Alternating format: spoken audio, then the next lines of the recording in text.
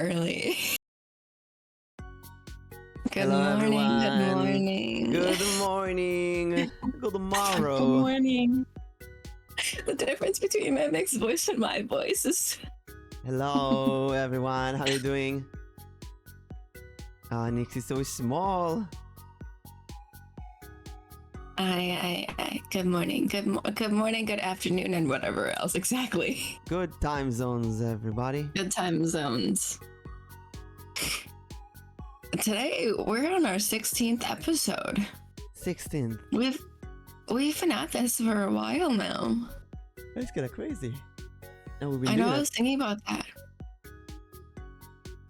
Go ahead. I used to Arrow in a Nutshell used to be the one that I streamed with the most consistently, but now you took the crown, Nix. You are the one that I stream with the most consistently in this year of streaming.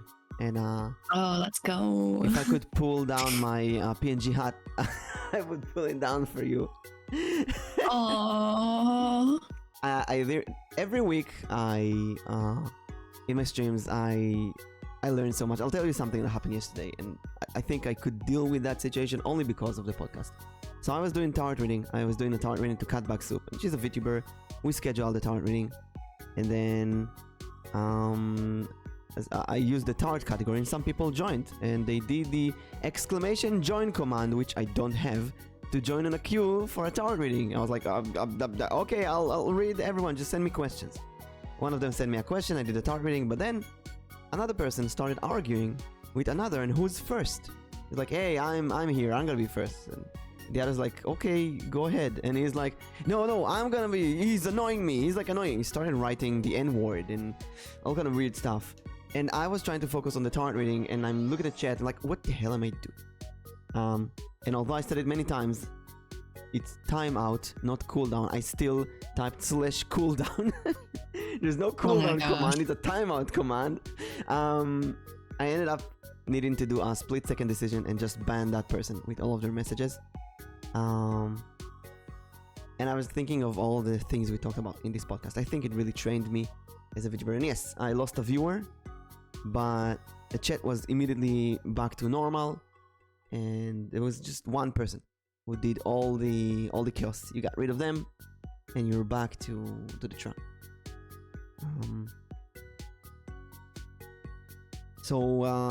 Yeah, I want to thank Nix for joining me in this amazing podcast. I hope that we can do many more episodes of this. Oh, for sure. I think it's already so shocking that we're in 16 weeks of this when we started back. What, 16? There's 4 weeks. 4 months ago we started this. Mm-hmm. We started this 4 months ago, but I've only been streaming for 6 months. So I've been doing this for more than half of how long I've been streaming for. That's your niche, maybe. That is. I never thought I would do a podcast with another person.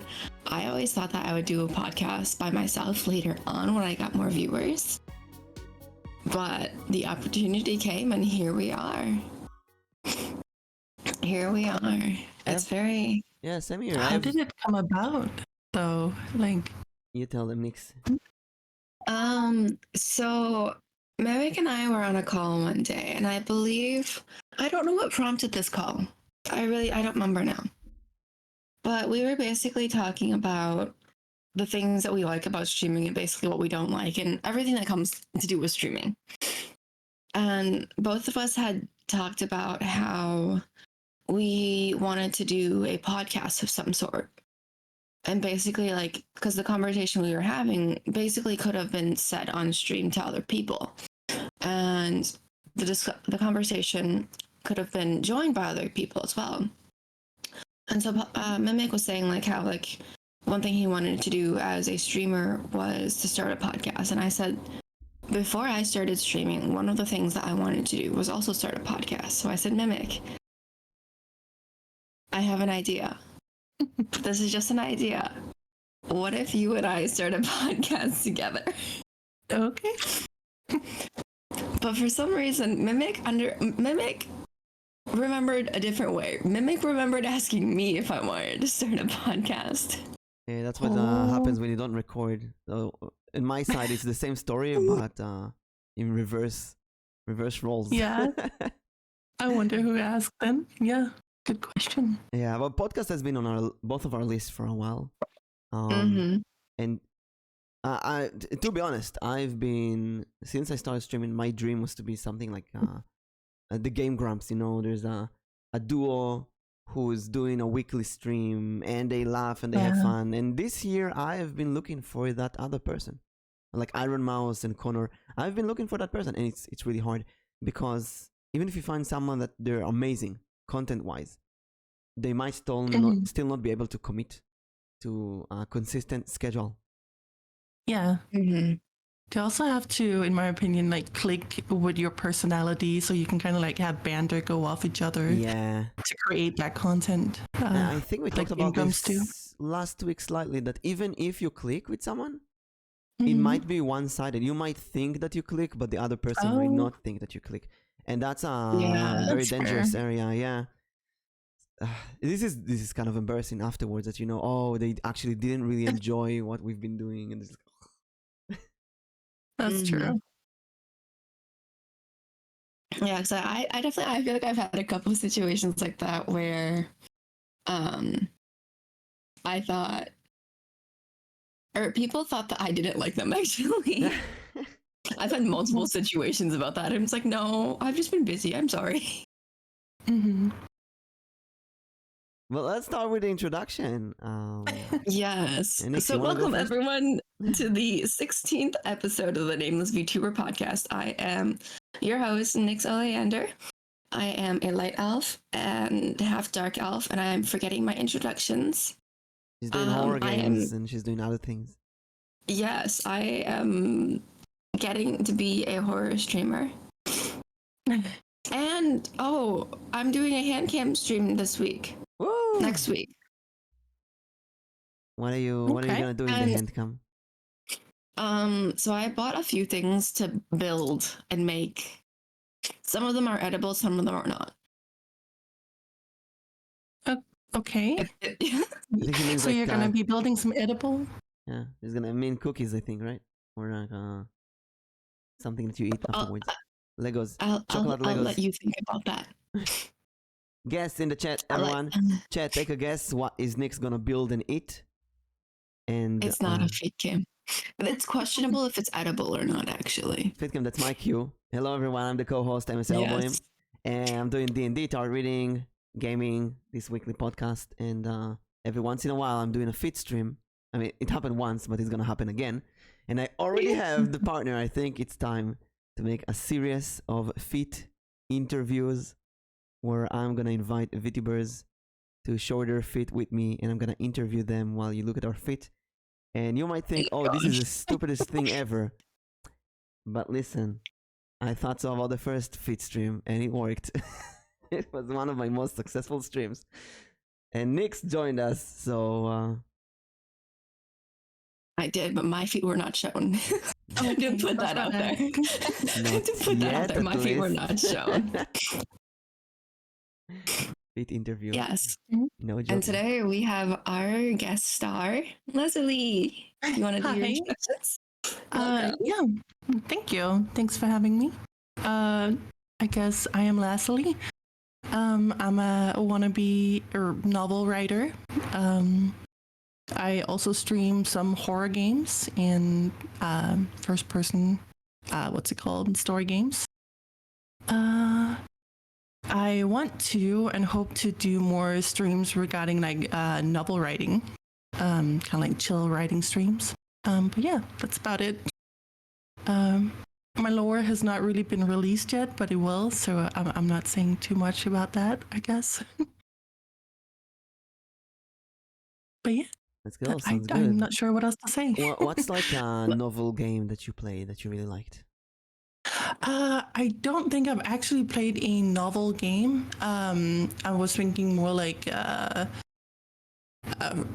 one-player games. I'm lacking the word for it right now. Let's give an example of a game that really like Skyrim, Fallout, stuff like that. Mm-hmm. Mimic is Mimic. Hello, Jay. I am a Mimic. Mimic's What do you mean?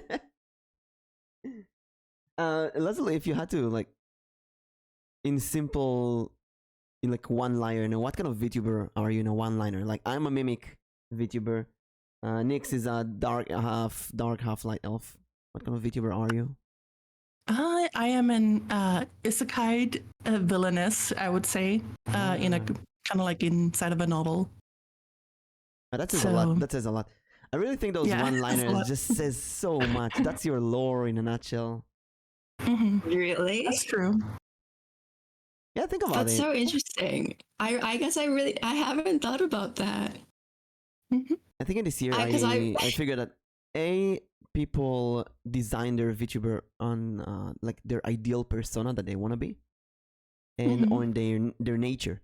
So I didn't think about this when I decided to be a mimic VTuber, but in my nature I'm very tricksty and you know, I'm a trickster character.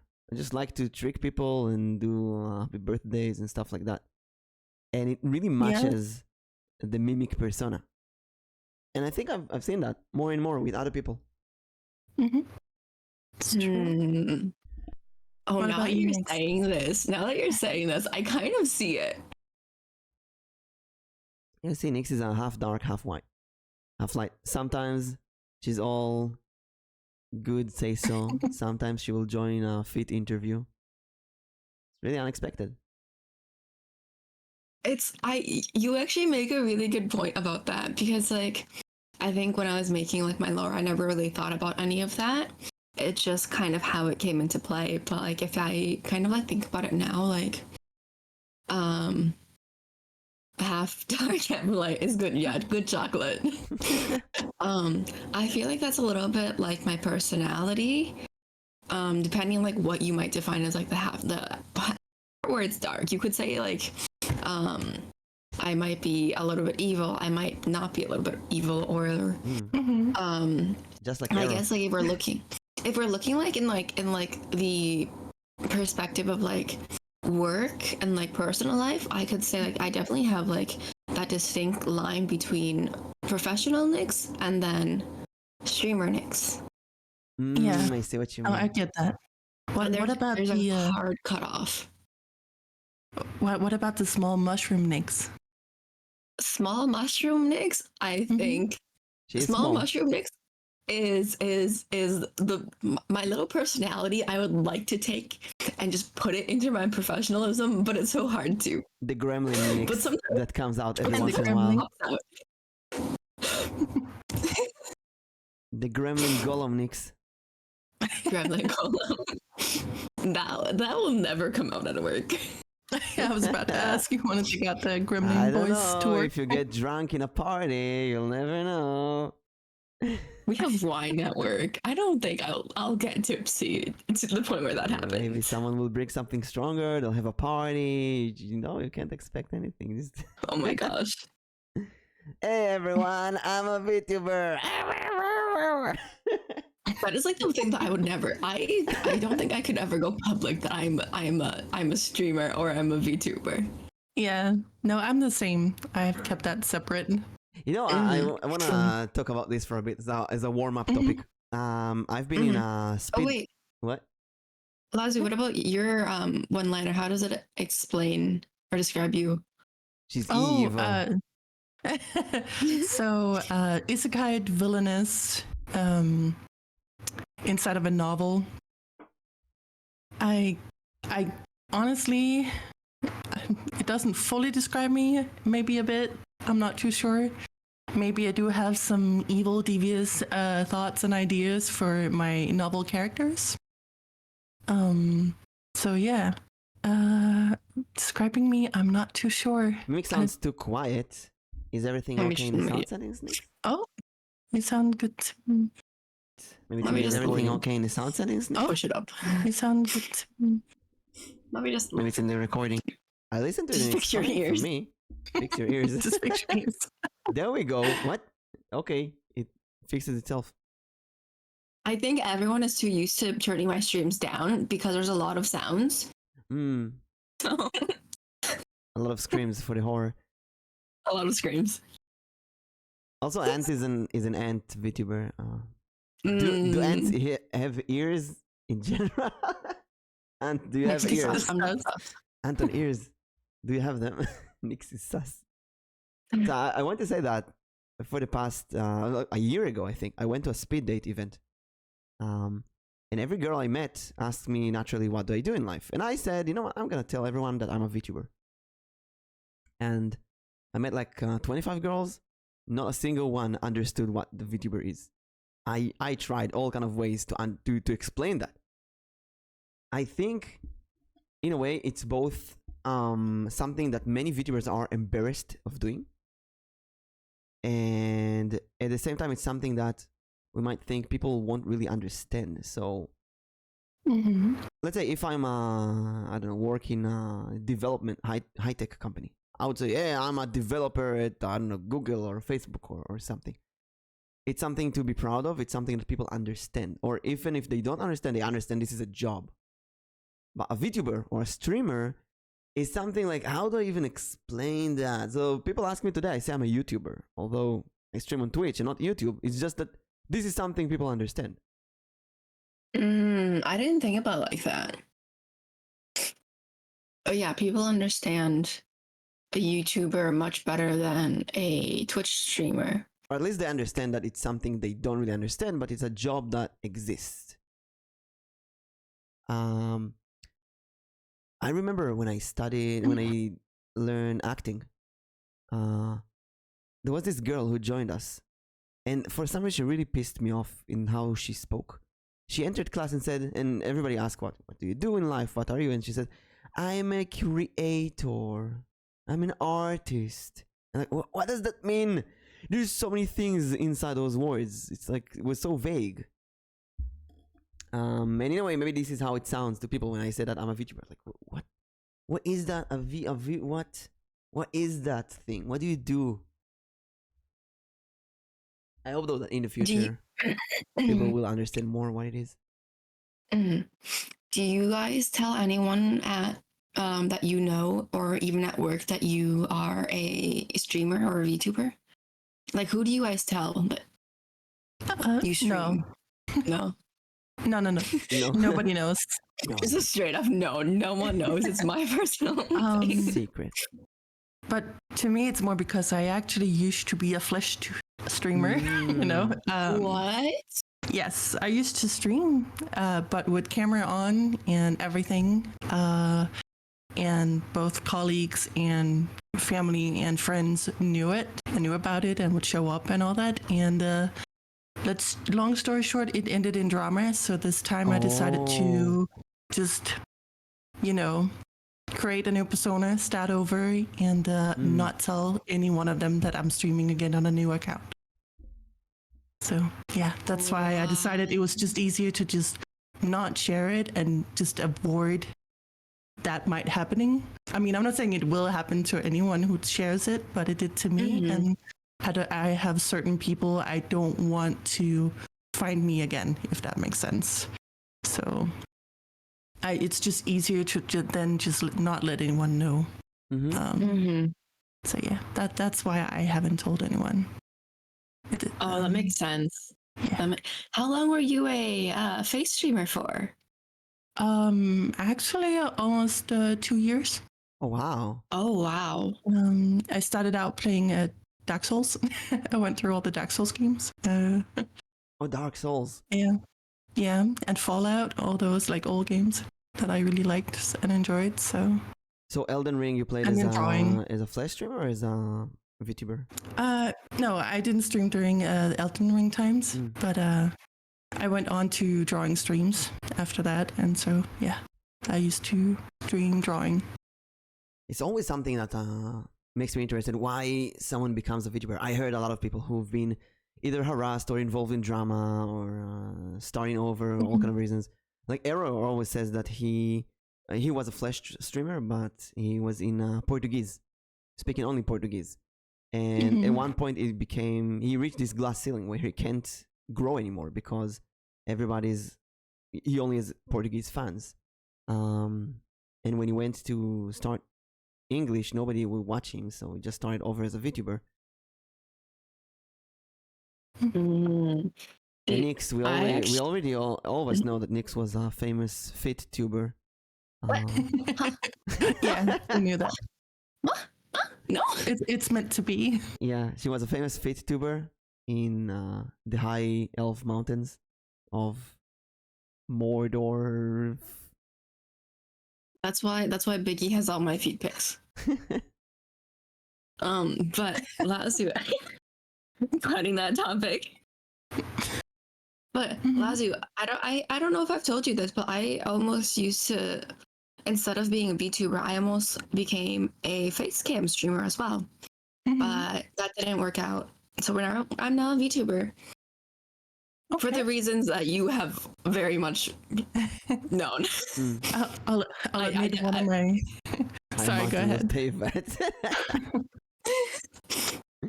Yeah, for me, I think everyone knows now. Like, I chose, instead of becoming a face cam streamer, I chose to become a VTuber for privacy reasons.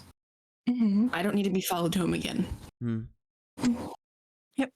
I feel like it's very different with guys and girls.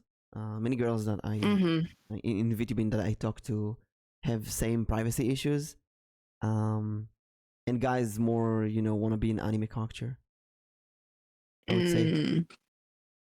Yeah, there was definitely some lines crossed back then. So yeah, it's something I always see in VTubing, and even if I used to take myself as a very strong person who can deal with anything on stream, but every once in a while you get some viewer that really shakes you off.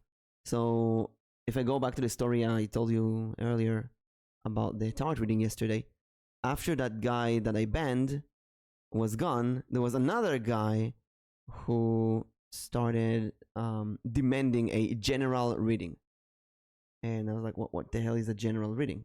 What do you mean? And he said, general love reading.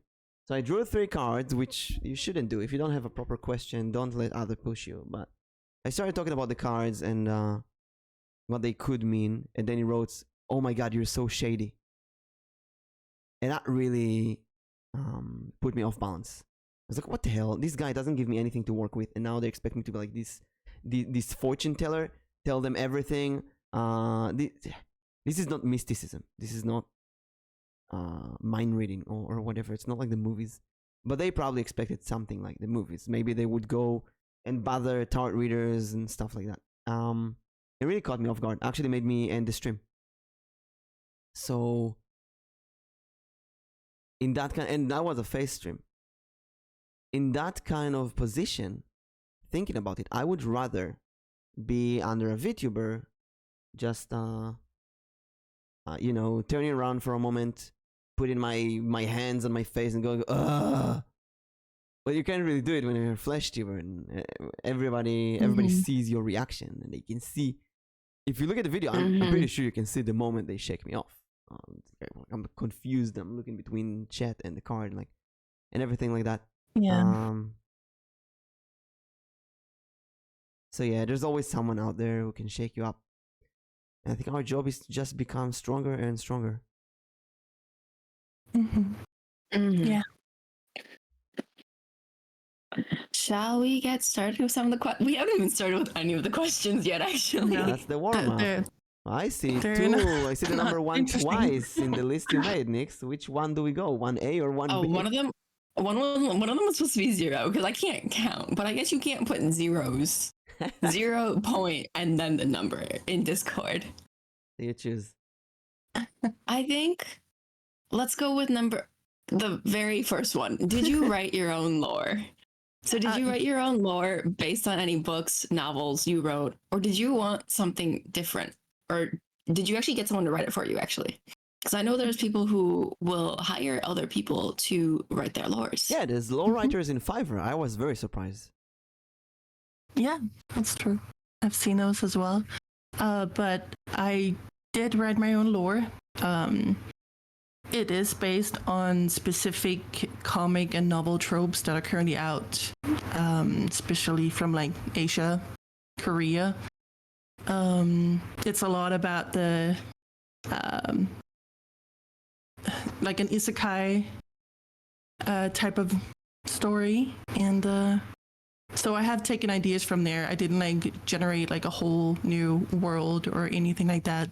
I have taken like ideas and references from like comics and novels in that style. Does that mean I need But yeah, lore? I did write it my own.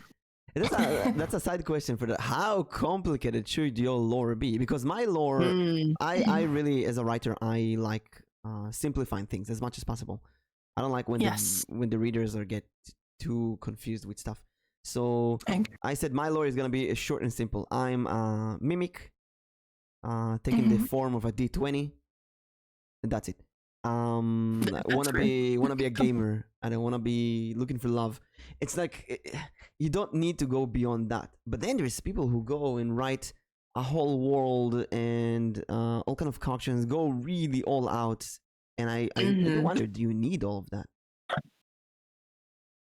For me, it was more like creating a setup as to why my character is who she is, as well as somehow incorporating my writing into it and why I am writing.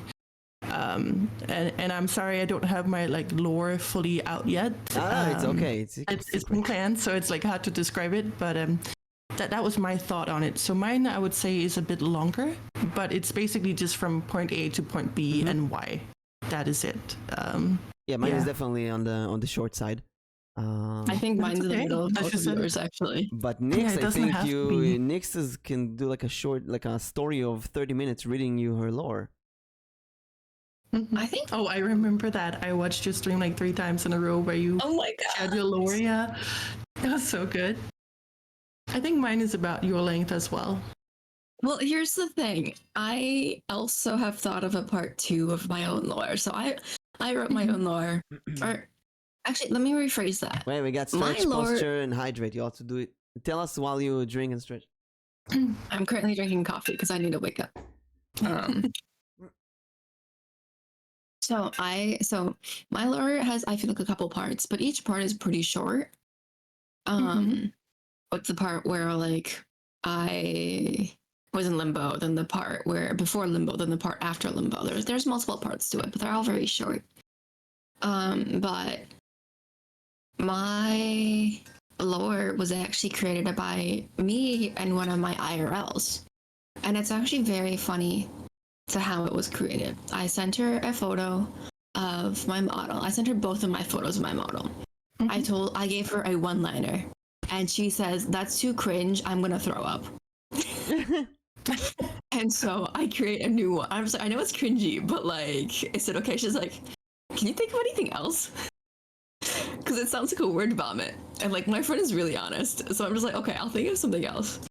And so I think of like something else, and I'm just like, oh wait, what about this?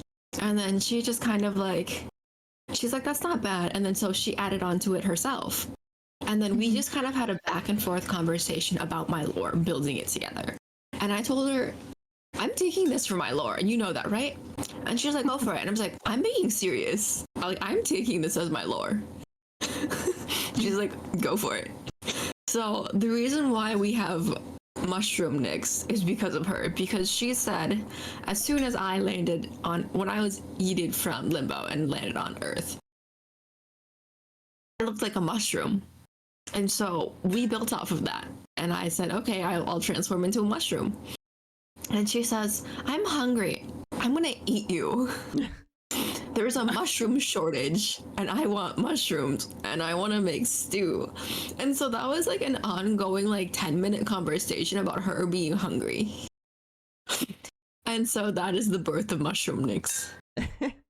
That's so good. That's a good friend too, right? Like, just tell you what they think up front and actually also help you. To improve. It's kind of nice. If you have the friend or family or someone to show your stuff to, and they can give you an example, that would be that's great. But sometimes it's embarrassing to show to people. Yeah, I feel like mine is. I feel like mine is super cringy, but it fits with what I want to do, and kind of like yeah, the trope, as I mentioned, that I am interested in and passionate about. So one example I love, I used to do children's shows on stage for a time, and I've been thinking, isn't that really cringe? You're kind of a clown in front of children. That's really cringe. That's so embarrassing.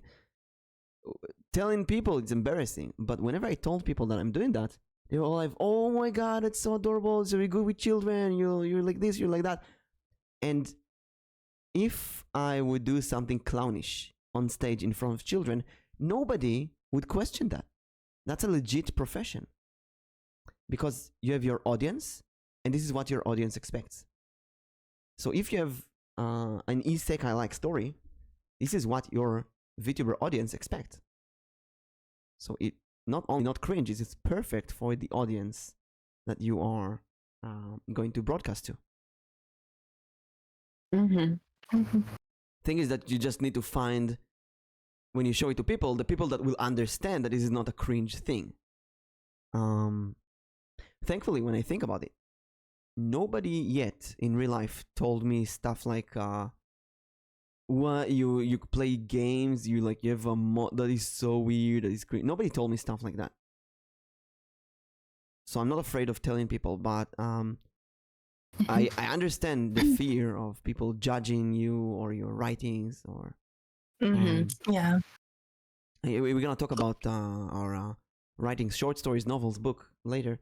But whenever I want to show my stuff that I wrote to someone, there is a moment that I think, will they understand it? Will they get it?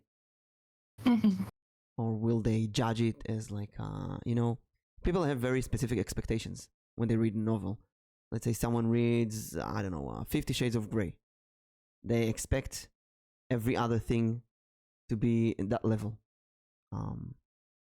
I write fantasy novels. I have a friend who reads a lot of heavy fantasy novels. And when he read mine, which is a bit more on the light side, he gave me all kind of weird critics, like, this is not heavy enough, this is not lore enough, this is not deep enough, this is not, and he gave me all kind of examples. Look, in this book they did this, in this book and they did that. And I felt like he wanted my books to be like one of the really heavy books that he used to read. Yeah. So when it comes down to lore or VTuber, I was like, you know what, it doesn't really matter. Yeah, go ahead. I feel like, yeah, going off of that, it's kind of like hard of like who you want to tell, and like who's gonna like really kind of like judge you or like think, well, oh, this is a good lore, this is a bad lore. But like, I feel like after I did my debut and everything, I feel like when I tell people like this isn't like this is like the short form of my lore, or like people ask me like if I like what I do. Before I was very hesitant to like tell people like, oh, like I'm a streamer. But like when it comes to like my family, like everyone in my family knows. My sister is also a streamer now too. And it's gotten to a point where my mom literally promotes me to her friends, and she's just like, "Can you send me your Twitch link? Can you show me where? Can you show me where you put your videos? Can you give me your YouTube?" That is so cool. And then my mom's friends will be like, "Oh, that's so cool," and then they'll ask their child, "Why aren't you doing this?" Okay. I'm kind of jealous, to be honest, because my mom asked me for the link like 5 times, and I gave her the link every single time. And every month she would, by the way, can you send me the link so I can see what you're doing? And like, Mom, I send you like the link 5 times. Just open, but she's busy. And I feel like, although I tell everyone, I don't have my 2 brothers have watched some of my streams when I started, but now nobody really watches it, and it's understandable. At the same time, I feel like, I don't know, like maybe I wanted people to accept it a bit more. I think nobody takes it seriously. And I feel like this is just a feeling, right? I feel like even if let's say I go beyond the 0.1% and I start making thousands of dollars a month from this, I still think my friends and family will not watch and will not understand and will not care, because they're just a different type of people. They're different. generation, different understanding. I don't know. Mm. But there is a nice moment every once in a while. Yesterday, I started playing Frosthaven with some in real life friends. It's a board game. And I don't really talk about streaming anymore. My friend asked me, by the way, how many followers do you have on Twitch? I said, like, oh, I have like 1,400. I wish that I'll get more because from my point of view, it's not good enough. But he was shocked. What? You have more than 1,000? That's huge. That is so much. I'm like, no, it's really not. It's like, no, it's meaningless. The only thing that matters is the average viewers. It's not this, it's not that. But he was really impressed by it. So I feel like in a way, I got used to many things and I kind of stopped being impressed by many of the small achievements. Mm. And I think it's because many people around me don't appreciate it as much as the virtual people are, because other VTubers that I work with, they know what it is, they know how hard it is, they know all the issues and stuff that's going on in the background, so they appreciate it much more. So I'm really jealous of that. And if you find someone who will read your lore and will get hyped for you and will work with like Nyx, and you read mine and I'll read yours and so on, that's amazing. Keep that person around. Oh. Yeah. I feel like VTubing is something that many people make jokes about. However, more and more people watch at least 1 or 2 VTubers. Just Jenny says, and Evil Rule says it's because we see all the small steps leading up to that we miss the bigger achievement. Yeah, exactly. Completely agree. Mm-hmm. Yeah. So, Yeah, sadly, Lazuli, do you plan to tell anyone? Is there anyone that knows? No, there isn't. And I'm not really planning to tell anyone either. Like just the other day, I think what I have mentioned to work colleagues, because they will tend to ask, like, what are you working on? Because they know I draw sometimes. Mm-hmm. And I just say I do art for VTubers. That's all I've said that has to do with VTubers. And then I sadly did get some very not so good comments about VTubers from one of my colleagues. And I was like, well, I'll just not elaborate. Yeah. So it just keeps me from saying more and just continue on with not sharing it when situations like that happen. As Jenny said, So, there's yeah. some bad impression about VTubers, I think. Yeah, there is. I do wonder why. I mean, VTubers are related a lot to not safe for work stuff, sexualism. Sorry, in chat they're saying Bun Bun knows. Bun Bun is my pet bunny. Oh. I have a pet rabbit, so that's Bun Bun. Just for context. Just for context. It's good that you have a bunny to tell everything to. Yeah. He does. Your Bun Bun just knows your whole entire lore. Yep. For anyone else. It's kind of the opposite journey. I started as a VTuber and I slowly test the flesh tubing, and you did the opposite. The opposite journey. So I guess maybe peace and quiet is what you need. Well, I need more of the here it is. This is me. Look at this. I mean, that's fair, and I used to be like that too, or similar. And but I'll admit it's kind of nice now. You can just get out of bed, put on pajama pants, or do whatever That's you me. want. T-shirt, and just like go start streaming. Yeah. I rolled out of bed. Yeah, right. Rolling out of bed. Not really worrying about, because I did worry about that. I was somebody who would, I wouldn't say like dress up, but I would put, some makeup on. I would do my hair, shower, all that stuff. And it just became. It's a chore, I would guess. Yeah, it's a chore. It wasn't like fun to do all that every time. So it's also because I'm writing about VTubers in university.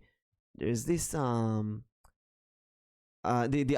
judgment that you get from other people when you're flesh tuber. People judge your appearance, especially with females, and when you're VTuber, they judge your model. So if someone says, oh, your chest is that big or that small, or your nose is that big or that small, or stuff like that.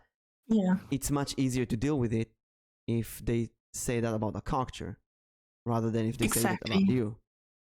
Yeah, that's true. Mm-hmm. Which, when you think about it, is really unfair because you don't know the person in real life, and whenever you see someone in real life, it's going to be very different from their camera appearance. Mm-hmm. Someone could be looking very big in real life, and then in camera they're really small, or the other way around. Mm-hmm. Yeah, because at that point, like people then feel, I think it's stupid, but then people then feel as if they're like tricked. But in actuality, like we made a model to represent who we are. It's not gonna show exactly who we are as a person because we choose to hide for a reason. I remember when I did a face reveal for the first time. People were like, "What? You're not a dice? You're not a real dice? I've been scammed." Yeah, that's kind of a way of laughing about it. That, what? You don't really have big boobs? What? You don't really have, I don't know, blue hair or stuff like that? And that's just show you how unfortunate many, not everyone obviously, but many, maybe too many of the people who watch VTubers can be a bit creepy. And maybe many of the normal people don't choose to watch VTubers because, I don't know, VTubing is still a very new field, and there's all kind of misconceptions around it, and it's really strong in East Asia, and it's less strong in other places. Yeah. Sorry, go ahead. No, go ahead. I was just gonna say I had actually considered maybe doing like a vTuber stream during my anniversary, after like streaming for a year, like a thing. But at the same time, I also feel like, well, now I've set all this up to be a VTuber, and I don't want to start reverting back. But I'm also not against it either, going on camera. But I just feel like for me that defeats the purpose of what I wanted to do this time. So I'm still kind of debating if I should do it or not do it. So we'll see at that time. It's not until December. So obviously, if your issue is privacy, then you don't do it. But if you want this, I feel like when I do face streams, yesterday with the tower reading, I did a face stream, and it feels refreshing. It feels like like getting out of the water and taking a breath of air. And I always put my model, at least a PNG, next to it as well, so it's still a VTuber, even though there's a combination. So I kind of look at myself as a hybrid. I usually do VTubing, but if I want to do a vTuber, I can do that. Actually planned on playing Diablo 4 with a camera, but game is too big, too heavy for my PC to even have a camera on. Alazzi, this is one suggestion. If you want to do kind of like a little immersion break from VTubing, this is what I'm doing, hand cam stream. Like if you're not comfortable with just like showing your face right off the bat, even though you said you are, but like you went into VTubing for a reason. Or you could start off. You can also use other limbs. You don't have to use the hands. I'm promoting hands. Mimic is promoting feet. Feet stream. That's right. Very popular. Nobody does them. You get all the viewers and subscribers. Yeah, and then you can just see how it goes from there. Like whether or not you're like, another thing you need to consider is like, is your community okay with seeing you? Because some people don't want that immersion break. Exactly. And I honestly think I'm one of those people with some of the streamers I watch. I don't, at least more like, it's not that I don't want them to go ahead and do it if they want to. It's more like I don't need to see it personally. So yeah, see, it's funny you say it because I do remember when I was, streaming on camera, I did sadly have people in chat being like, show us your feet. I was like, oh my god, no. Oh my gosh. No. I think I'm saying that since the beginning because feet is a very important cornerstone in VTubing, in the Asian, in the Japanese whole life, Niji Sanji, Vishojo even. Feet is like a really common joke. I'd say every once in a while that it's the most common, the most important currency in VTubing is feet. And after that it's panties. and after that Oh my it's like gosh. sweat or gamer tears or bath water. You know, it's all the jokes Oh my that God. went around, and Yeah. I do it as a joke, right? Because it's all of these had events. There was a streamer who sold bath water and a streamer who sold sweat, and it's all kind of jokes from the Japanese VTubers of whole lives. Like, yeah, I'm gonna send my I'm gonna sell bath water. Ooh, it's bath water. It's a sweat. I'll send it in a jar in eBay. I'll buy it. It's jokes mostly. But it's so weird and it's so creepy. I feel like the only way to deal with that is laughing about it. I did not expect to actually do a feed stream. I didn't expect that it actually would work. It did work though, but it's because I'm a guy. If That's you're a good. girl and you do a Yeah. feed stream, you might get actual clips. Yeah. No. No. Yeah. You will most likely get creeps, yeah. Oh, for sure. I think that's like the one thing you can't avoid no matter where you go into is like you'll get creeps. Mhm. Doesn't matter. True. You just have to learn how to block them faster. Mm-hmm. Can I say how much I Learn know that the about hard this? way. Yeah, I did. You know, I'm gonna write a book about feed streams. But It's yeah, like a guidebook. before I became a VTuber, I used to watch a lot of Hololive, Nijisanji, Vshoujo. I would just watch them the whole day, especially during the pandemic. So I see a very big difference between me and many other VTubers that I collab with, because I've been heavily inspired by the Japanese VTubers, and many VTubers that I collab with have not. They've been inspired by just, you know, normal streamers. They just have a PNG instead. American culture, Western culture, European culture. So in a way, I have this concept of debut and feed stream as a joke and stuff like that that many other VTubers don't have. Only the Asian VTubers have that. And when I do stream with Asian VTubers, they get it. They get the jokes. But when I stream with European or American VTubers, they don't get the jokes, which is to show you the cultural difference even in that. Mm-hmm. Yeah, there's such a big cultural difference.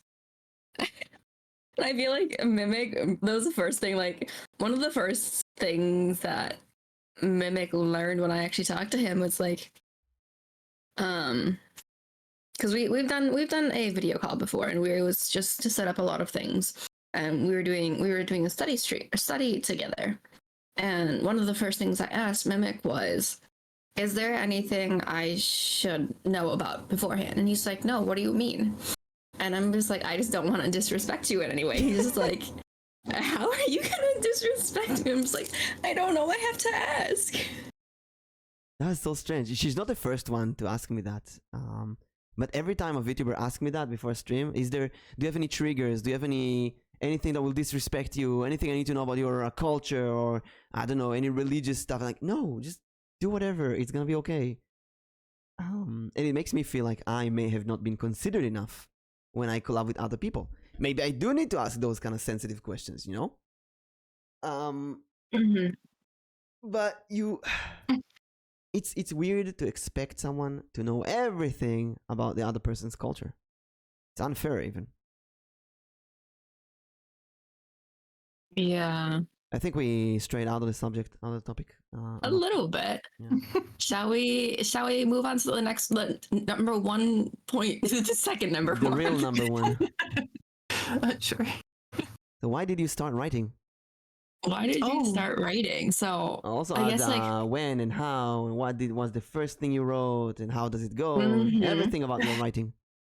like yeah, what inspired you? Why did you start writing? And What actually, genre do you write to? I want Ooh. Nix to answer first. Nix, you go first. Yeah, go ahead. Me? Yeah. Yeah, you were right So- too. I'm curious. So this is a little known fact that both Lazu and Mimic got to know first out of everyone yesterday is I used to write. You guys are getting a little fun fact without any channel points. I used to write. And I started writing probably when I was 10, 11 years old. Oh, so it's been a while. It's been a while. And so I used to write. I would just get like I don't know if they're called the same thing outside of the States. A pen. I would get composition books. So And it's like those Sorry, go ahead. the books that are like black and white and they just have like loose leaf paper that they're sewn together. Mm. And I would just start writing in those. I would just start writing stories. And most of the things that I wrote were all fantasy, adventure, and action. I honestly don't know why I started writing. There's some novels that I haven't finished that I wrote a lot later in life, so a few years ago. That there was something that prompted those writings, but when I was a lot younger, there was nothing that really prompted my urge to write a story. You mean the Bible?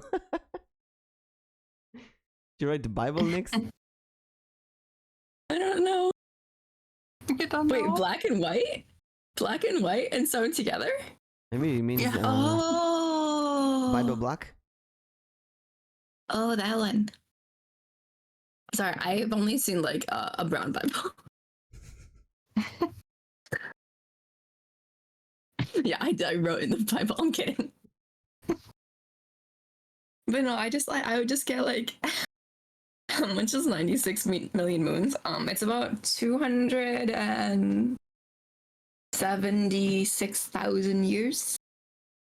So I've done the math correctly. It's 96 million suns. Suns.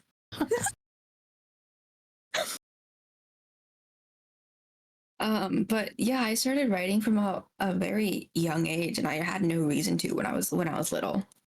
And then just growing up, I think I had other inspirations that brought me back into writing. Okay, like something you can share, inspirations. It's actually really interesting.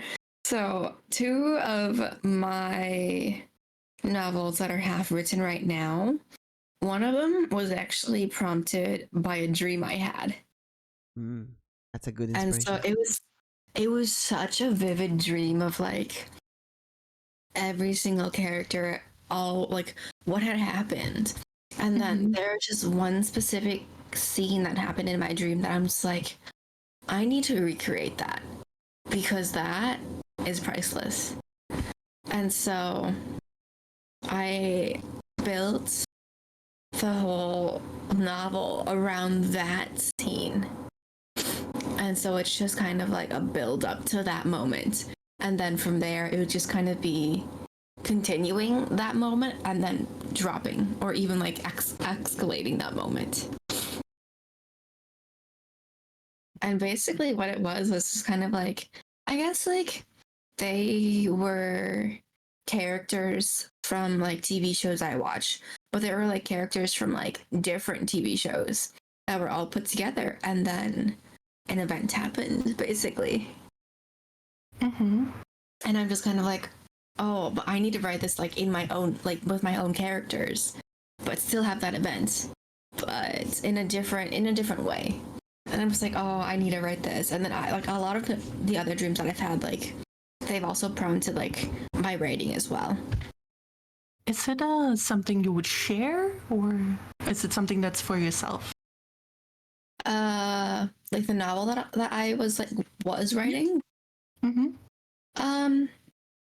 So I definitely have considered like if I would ever publish it.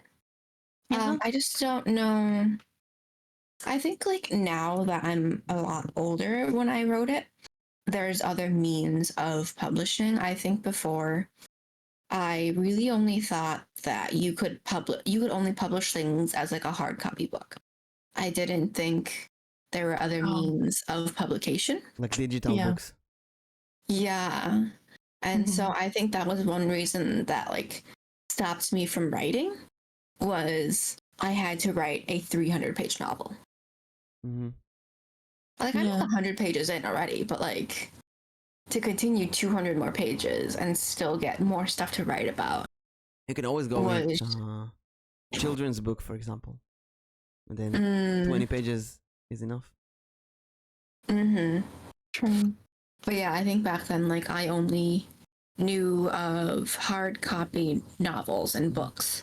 And so I didn't really know how I was going to be able to get all of that edited and then published and like all the money that it would take to do so. Yeah.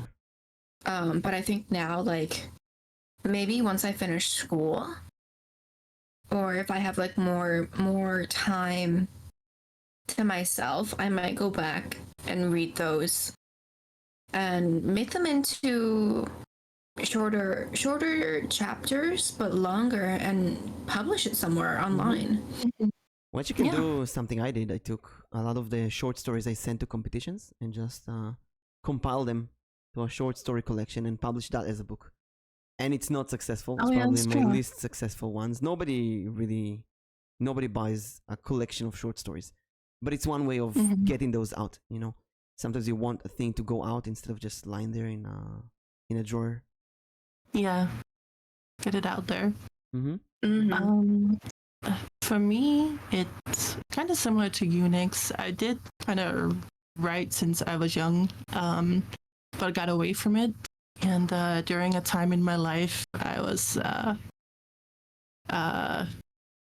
let's just say, I was kind of locked into what I could and could not do. And one of the things I could do was reading comics, and I really got into a lot of Korean, Chinese, Japanese comics, you know.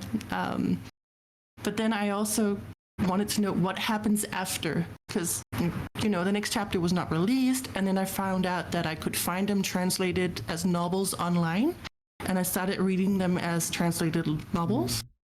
And then from there, I found web pages where people could just, read novels, but could also publish chapters.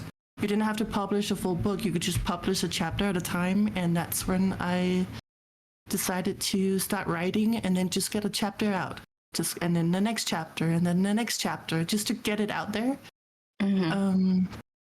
It's very specific what I write. And I think I was looking for, I knew that on those, I'm talking about like pages like web novels, stuff like that. Where people will also search for specific novels, and if they have the same kind of like likes that I do, then they might find mine. So I wasn't as worried about people not liking my novel and stuff like that, because I knew the people who would find it would already be interested in that kind of genre. And then they may not like it, they may like it, that's whatever, but at least, you know, they're not gonna be super critique about it or criticize it to discourage me. And I had a good experience with it. So I kept writing and just release it online.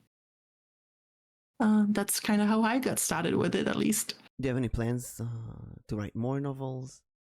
Yes, I do. I have one in the works right now that I'm actually hoping to enter into the current competition that's going on on the website. So yeah. That's really good. I would say enter as many competitions as possible. Even if you fail, you learn so much from it. Yeah, you really do. I learned a lot. Lazu, would you ever get something physically published, like a hard copy? Or would you rather stay on digital? Digital. I don't know why. I don't really have a reason to. I just, for me, this is a hobby more than something I want to pursue. It's just me getting some things out that I want to get out and just share it with people who may also like it. And online is just what works for me. So yeah. That makes sense. So I was, I started writing when I was in elementary school, like you girls. A friend and we wanted to write a story about our friends. It's a joke. So we wrote this sort of kind of D&D stupid short story about our friends, and we made fun of them. It was really funny. And we gave them superpowers and so on. And after that, I just went on writing about my friends in forums. I would take people from a forum that we were friends in, and I would make them as like superheroes and write all kind of fantasy D&D settings about them. But that was only based about those people. One day I just wanted to write about my own characters. So I started writing about my own thing. And I made this fantasy world with superpowers, very anime based. And I started writing more and more about that. And it became so big. It had like 9 books. And each book became longer and longer. And I only published them in the forums. At one point, I really wanted to make the jump and publish them in real life as a hard copy, as a real book. So I took the first one, I edited it, I perfected it, I made it perfect, and I then sent it to a publisher. I sent it to multiple publishers, and they all said no. The rejection was really hard, and I didn't write for a few years. And then every once in a while, there's something that you can't hold back. If it's a dream or a game or an anime that really inspired you, something that you really want to write about. So I wrote a book about lucid dreams, and I wrote a book about a dice game called Liar's Dice, and I made a short story collection. And I thought, you know what, these are not going to just stay there in my computer and dust, and pile dust. So I started publishing them by myself on a digital platform, in a few digital shops. And unfortunately, they're in Hebrew, so you can't really read them. But I want to translate all of them to English one day. And I think a big point for me was Harry Potter. Because I really liked Harry Potter, the series. I really, really liked it. But it ended. And to be fair, the next books in J.K. Rowling's writing were not the same. To be honest, I don't think they're good. And I couldn't find anything that gave me the Harry Potter feeling. I just couldn't find it. I tried reading all kind of books and series, and just nothing was the same. Another book series that I really like is Agatha Christie, the detective novels.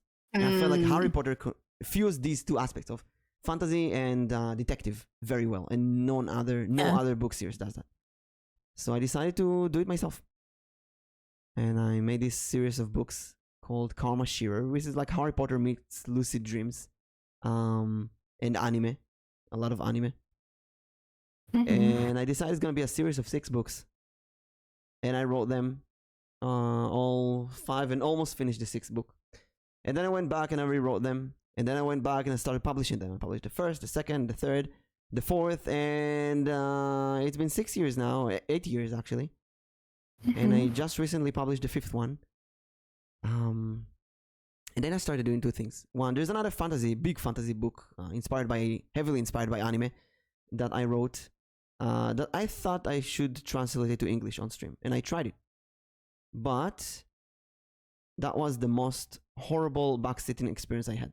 I usually don't care about backsitting in games. I don't care. You tell me what to do, I'll just decide if I want to do it or not. But with writing a book, I felt like people are actually getting in my underwear, and tell me what's good writing, what's bad writing. I hated it. I hated it so much. So I just couldn't do it anymore. I put that on the side, and then I published the 5th book in the series. So I decided, you know what, the 6th book, I'm gonna do it with a stream, with a keyboard ASMR. Nobody's gonna see what I write, but I'm gonna do a writing stream. So I put it on my schedule every Wednesday, every Monday morning. I'm sitting there on stream with my microphone next to my keyboard, and I'm writing another chapter in the final book of the Karma Shearer series. And it's going pretty well so far. It's going really, really well. I heard some people tell me that they do work and study at the same time, listening to the clacks of the keyboard. It really helps them. Yeah. That's the kind of streams that I wanted to bring in more. I only did a few when I first started out, and then I kind of got away from it, thinking people might not be so interested in it. But personally, I want to go back and do those kinds of streams. But and it really helps. Yeah, I'm not sure what to expect. It works. I would say I write slower. I get distracted by chat a lot. Yeah, that was my issue. But it's still fun. It's like a commitment, you know. I wrote 4 chapters like that, and I think this Wednesday I had some ear problems. I went to the ear doctor, and in the morning I was like, no, I'm tired, my ear is painful, I don't want to do anything. But I was like, no, this is writing my book. This is not just a stream. This is something that will stay out there in the world forever. I have a commitment. Yeah. So even with not able to hear anything from my right ear, I sat there on stream and I wrote the fourth chapter, and it was great. It was really great, and we even got a pretty decent amount of viewers for that, which is always surprising because like, nothing going on in there. It's just keyboard exactly. clacks. Yeah. Yeah, I was nervous about that too. So it's kind of nice to hear that it's going well But for I you. put the ASMR category, and people just join. Yeah. I write in the title keyboard ASMR, and people join. And actually, when I start talking, people leave. So you need to take it more seriously. If I do a keyboard ASMR, I speak less. Maybe I mute myself completely and just write in chat, which is more keyboard ASMR. Oh, that's a smart idea. That's true. Just reply in chat instead. I try to do the Pomodoro streams where it would be like 20 minutes of just typing and no interacting with chat. And then you take that like 5-minute break where you can kind of like talk to chat. But I like the idea of just like replying on like the chat itself maybe instead. Yeah. Yeah. Actually, I'm gonna say this now because I feel like some people know this, not everyone. I don't know if you know this, Lazu. Maybe you do, maybe you don't. A lot of my inspiration actually comes from you, Lazu. Majority of it. Majority. Well, I took your Pomodoros and I also like to turn them into like how I do my study streams. Oh, and that was my inspiration for my writing stream. So it all comes back to a circle. Look at that. It comes back in a circle. And there's many things I've done because like I've seen how you've done it. And I'm just kind of like, that's such a smart idea. Maybe I should try to implement that and see how it goes. Thank you. And Nix actually talked to me about that. She's doing study stream, 30 minutes studying, 30 minutes talking to chat. And I said, I'm going to try it as well. Although I can't really commit for the 30 minutes. That's hard. Yeah. Yeah. When It's I don't really look hard. at chat, it's like, I know, I got to answer. I had looked up the whole like Pomodoro studying style with the timer and everything. Apparently it's supposed to be good for studying, doing it that way. I think it's like 4 sets or 5 sets of 20 minutes with a 5-minute break in between. Yeah. I see they have 25 minutes or 25, yeah. Of that, and then a short break of 5 minutes, or a long break of 15 minutes. Yeah. I don't know if it would work for me though. I like to get really invested. Last time I did my homework last week, I think I sat there for I think 6 or 8 hours straight, no breaks, and just completed everything. Oh my gosh. Yeah, my ADHD works in bursts. I think many people work in bursts as well. I take a lot of time to charge, and then I go all out, no breaks, and then I need a long break again, like a sniper. Yeah. So writing while talking to chat at the same time is a weird experience. It is. But it's also successful in its own way. I feel like my personal experience too with my study streams, I feel like they get more traction than any of my other, if I play games, if I play horror games, if I'm collabing. My study streams literally do a lot better than any other content I've made, which is very surprising. I feel like if you play a game, for example, people see the activity that you're doing. They see the game. So I get the feeling that many people in chat would be kind of afraid of disturbing you during a game. But when you don't show what you're doing, like when you do a writing stream or a study stream, and you don't show what you write or study, or when you do a just chatting stream, people feel more inclined to talk to you. And actually, I wanted to test that. I want to do something like play Diablo, but don't show the game. And then I want to see if people talk to me more. I think the first thing is like, do you know the game's not there? That's a good question. First question. That's a good question. Do I tell them even that I'm playing a game? I could do a just chatting stream and play a game at the same time.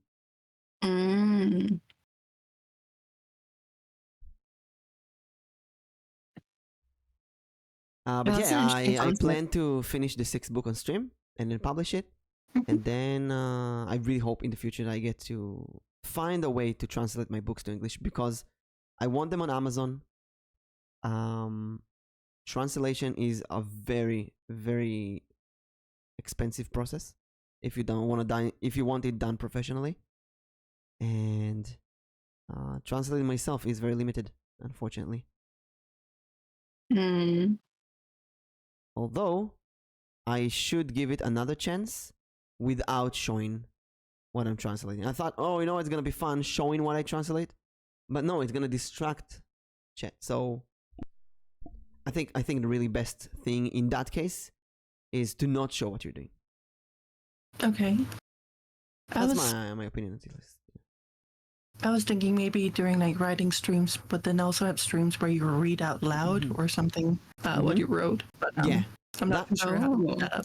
that would work better. I feel because in translating, I feel like I had all kind of decisions to make that have all kind of repercussions from how is the joke gonna come out when it's translated, how is it translated to all kind of stuff that like spoilers that's gonna happen later. You can't really explain to chat all of your reasons. And then I'll be honest, there's some words that Google translated in a bad way. And I was like, what do I do now? Is it okay? Is it decent? What if I don't know, someone get hurt or whatever? Like it's really coming down to seeing the weird process. I thought artists, they do that. They show all the rough lines in the sketch when they work. So I thought, why not authors? Why can't I do it as well? It's true. But then recently I talked with some artists who actually have said something similar. They can't with people reacting to their sketch. Like, oh, it's not good enough. Oh, no, it's just a sketch. It's the rough lines. Wait for it. But there's always people who go in there and like, oh, it looks bad. Where's the color? No, you're right. I used to stream drawing, and it's like the first steps doesn't look perfect. It's more like just a brainstorm of ideas that you will then change over time to fit better. So yeah. And it's harder to explain that in a book, I remember actually a year ago I used to do some music streams. I used to write some music, some fun cover songs on stream, and luckily I didn't have viewers back then. But I think did it look bad at first? How is the rough parts at the beginning when things don't work properly? Because on one hand I like to see the process of it forming, of the art forming from nothing to something. It's true. I used to love watching speed paints, but then also realizing I actually did make a few myself. But then I realized it's like hours of work that you have to put down into like less than 10 minutes or something. And people will just watch those speed paints and think, oh, it's going. Obviously, they can tell it's sped up, but still, we're talking like 5 hours plus at least. Progress. There's a lot to it. I feel like so many of my like past hobbies are being exposed now. I also used to do I sped up. Sculpting is one thing. No, I'm a coin collector, and so there were some coins that I would collect. They'd be so dirty, and so I have polishes to actually clean the coin. So I would make a video of. Coin polishing stream. Yes, that's I would polish the coins and I would put it on TikTok. But cleaning the coin itself would take 3 hours, and then I have a 3-hour long video, and then I need to condense that into 30 seconds. Right. It's so time consuming. It is. But if you're gonna do it anyway, like with my book, I'm gonna write it anyway. So I say, I might as well do it on stream, or a study stream. Might as well do it on stream. So it's good to find things that you're gonna do anyway and do them on stream. But then I really think at one point we feel forced to show what we're doing. Yeah. Sometimes you don't have to. You can just do a just chatting stream. As long as you can maintain the focus between talking and streaming, it's completely okay to not show what you're doing. And actually, when you don't show what you're doing, some of the viewers will be more inclined to chat because they feel like you're available for them. While in a game, I feel like many times they feel like you're not available to talk. I might take some of that to kind of cater around and set up my future writing streams. That's what I was thinking. How I want to do it. Because it's a fine line. Especially if you know it's something that bare bones, you don't want anyone to see it and judge it right now. I want people to judge the final form. I don't want to see the bad grammar and stuff like that at the beginning, because naturally it will get edited multiple times. Yeah. And explaining to I people have even edited after publishing it. Yeah, that's it. It's always a process. I can't read my books right now because every time I reread them, I will have to. Oh no! I gotta edit this again. I gotta change this. You grow and you change and you want different things. And I'm sure artists look at their art the same, like, oh no, the hands are so bad. I should fix that. But that's part of the beauty of the process. Yeah, there's so many parts where like people don't know what you have to do in order to get to where you want to be. Well, there's a lot more behind the scenes than people really think. Yes. And talking about art again and versus writing, art, painting, drawings, it's really easy to see. It's static. You see the whole picture. Writing is not static. It's a continuous time thingy. You gotta see a very long narrative process to understand what's going on. So someone who jumps in to a book you're writing mid-process will get completely lost. When I think about it, in D&D, I did the maps and characters on stream. And I placed everything. I made all the NPCs and all the maps on stream. That was much more easy to do than, for example, writing the plot. Because I feel like anyone could just jump in and say, well, explain everything. I don't understand.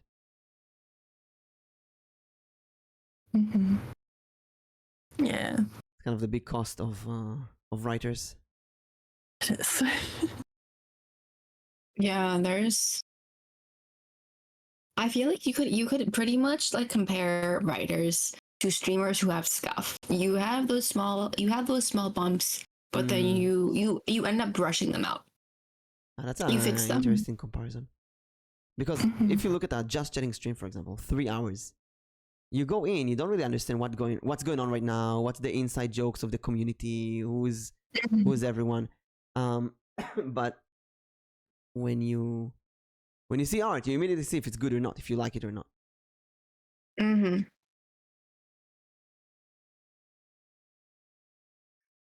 But then there's also like those hidden parts sort of like, I don't like this part, but I love that other part. Yeah. And it's the editing process is something I really want to do on stream. Every once in a while when I write my 6th book, I'm like thinking aloud, oh, what's the word, or what word can I use? And then someone in chat, like Anton, would write, I can't see what you're doing, so I can't help you. And I'm like, I know, but it's on one hand, I really wish I could show them. On the other hand, I'm like, that's so weird. Maybe because it's so personal. Yeah. For me, sorry. I was thinking about it too, listening to what you said, Mimic, and also reading Anthony's message. I think for me, I'm in like a weird state where I don't mind people trying to help or coming up with ideas, but I already have an overall idea of where I want the story to go. So if those ideas would change that, I might not incorporate it, but if it would be some like minor situations or something like that you can easily implement, then it would be okay. I'm curious of you too, when you're writing, even though you have ideas of where you want to go with it, you end up actually not going there because the story itself is taking you somewhere else. Does that make sense? Yes. Like, it doesn't fit the story where you want to go, and you just have to go with what the story is and go from there. You should always go with what the story is. Yeah. Right. It's like the story and the culture. They write themselves. Yeah, sometimes. exactly. And if you have a great idea that just doesn't fit anywhere, you put it aside for the next story. Yeah, Mhm. and so that's Just kind of like like how when I D&D. get into the zone, just like D&D, like Anthony said, kind of like get into the zone, and then suddenly it's like the story takes over, and then you just have to follow that and just wait with your ideas till later. Yeah, and it really depends on how much you planned ahead. So I like to call it jazz and classic. There's the jazz approach where you just write, in general what's going to happen in the story. And there's the classic approach where you're very specific in what's going to happen every single chapter, every single moment. So I tried writing both styles to see what I like more. Yeah. The jazz is much easier, to be fair. It's easier. You write your points and just go with it. But then it's much also easier to get stuck or to get backtracked or to go to all kind of places and change, and it's not going to be very tight and complete properly. And then with my 6-book series, I said I'm going to go classic all the way. So I sat down and I wrote every single book in, I would say, 25% of the final length. So every chapter is 1,000 words. In 1,000 words, every chapter, I'm going to write exactly what's going to happen. And I zoomed it. I wrote it like nonstop. Then I went through it again, I think like 3 or 4 times. And at the end, I have a series of 6 books, which is like 25 or 20% of the final length. All I need to do after that is take a chapter and expand it from 1,000 words to roughly 4,000 words. And that's a hell of a lot of work. But it works. It made it so much easier to write. Now all I gotta do is sit down and look at the plan, the blueprints, and write it down. Yeah. The issue comes down when backstabbers or people like that would give you all kind of suggestions that are completely irrelevant. Yeah. Exactly. I know one thing when I was writing too was if I had certain ideas that I wanted to incorporate into my writing, but it didn't fit into that chapter, I would start a new chapter. I would title the chapter. I would like if I'm like on chapter 3, I'd stop chapter 3, go to chapter 4, write the title of chapter 4, and then the idea of what I wanted to be of that idea in chapter 4, then go back to chapter 3 and make my way to chapter 4 with Backwards, that idea. Yeah. It's like solving a maze. It's really important to go to the end and then go take a straight line backwards to see how you got there. That way, like, you don't lose any of the ideas that you originally wanted to have.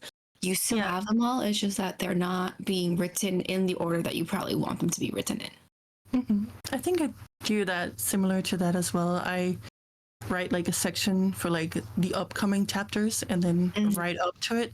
But that's again where the story sometimes takes over. So it might, instead of being 1 chapter, it might be 2 to 3 chapters before I get to that next part that I had written. Talking about you, about writing, I really, it's been one of the first thing in my vTuber to-do list, write a book on stream. And I really want to find a way to show what I'm writing. Yeah. So maybe, recently there's a VTuber who talked to me about, was it last week? Diana talked to us about writing, about not writing, about drawing on stream. And that sometimes people would criticize her art, say if it's good or not good and so on. And I told her later, just do an emoji only chat. And I'm thinking, why not do it myself? Right, show whatever and put an emoji only chat. And then nobody can, and people can just do with emojis. They can speak, they can do whatever they want, they can say whatever they want, but they're not gonna give you all kind of backseating ideas and so on, because it's really impossible to do that. Mm-hmm. Yeah. And only mods can chat. Yeah. But then would you worry that people don't want to be there because then they can't chat? That's a good question. Yeah, they can't really chat because, but then again, I don't want people to chat in that process, right? What do I want? I want chat to chat. I want them to be there. I want them to watch. What's my purpose? When an artist make art, what do they want on stream? What's the goal? To more people see your talent and follow you. People learn how the writing process looks. One of my first wishes was that people will be able to see a writing process. I want people to know what it takes to write a book. I want them to see all the dirty parts. People know, in my case, what it takes to make a D&D campaign. Partially. They know what it takes to make the maps. They know what it takes to make the NPCs. They know a bit about the story making. But that's on a really small scale. Writing a book is a really heavy and complicated process, and I never actually shown it on stream. And I thought, it might be really cool to show that on stream. Also gives you a motivation to do it because you have the audience. But that's a good question. Will people actually watch it if they can only use emotes to chat? Mm-hmm. And what if someone... I'm thinking, what can go wrong with emotes, right? Let's say someone, let's find angry emotes. Angry emotes. Let's say someone starts writing that. Angry emotes. And they only do this. Angry. Like, what do they want?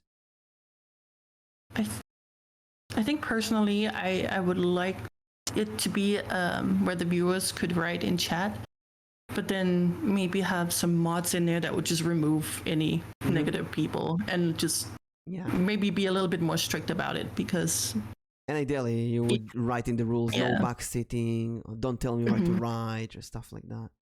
You set up some kind of expectations in the title, maybe like, oh, this is just a silent writing stream, I won't be talking, and then they know, okay, I'm not gonna reply. Or the opposite, come hang out, I'm drawing, let's talk, or I don't know, some kind of a little bit of expectations in the title maybe might help. But and because then you also have a valid reason to remove a person who doesn't really follow that. Exactly. That's true. Exactly. I really wonder, when I tell people about a book that I published, nobody will tell me what to write about, because the book is already published. People might ask me what's the book about. But when I tell people that I write a book, sometimes someone will say, oh, you should write about this, you should do this, you should do that. And okay, thank you for the feedback. And at that point, why aren't they just writing it themselves? Yeah, exactly. That's what I want to say. Just write it yourself. Yep. People don't want to write this. People don't want to do something themselves. They want other people to do it. Yeah. Actually, there was one case where I told someone, that was very insulting for some reason.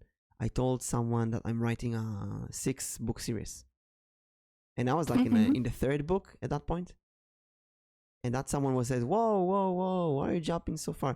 Why did you start by writing one single books? Yeah, just a couple of chapters even.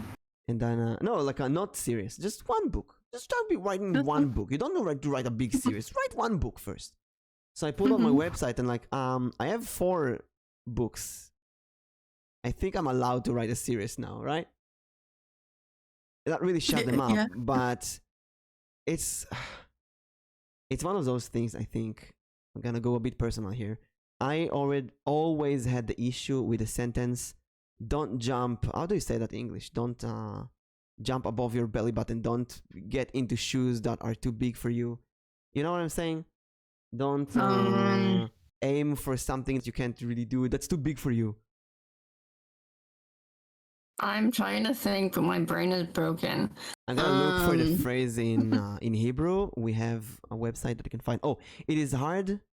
It is a hard act to follow. No. I think a term that we have is don't eat more. Don't chew. Don't chew more than you can Don't. eat. Don't chew more than Yeah. you can eat, right? Or don't eat Yeah. more than you Yeah. can Yeah. swallow. Yeah. Something like that. Mm-hmm. Don't Or punch maybe he above your says weight. don't punch above your weight. Exactly. I'm like because we have this kind of phrasing appears in Judaism in so many different ways. So many different ways. There's don't get into shoes that are in a bigger size than yours. Don't a donkey jumps ahead, so don't be this stupid guy who jumps too fast. Or there's don't jump above your belly button.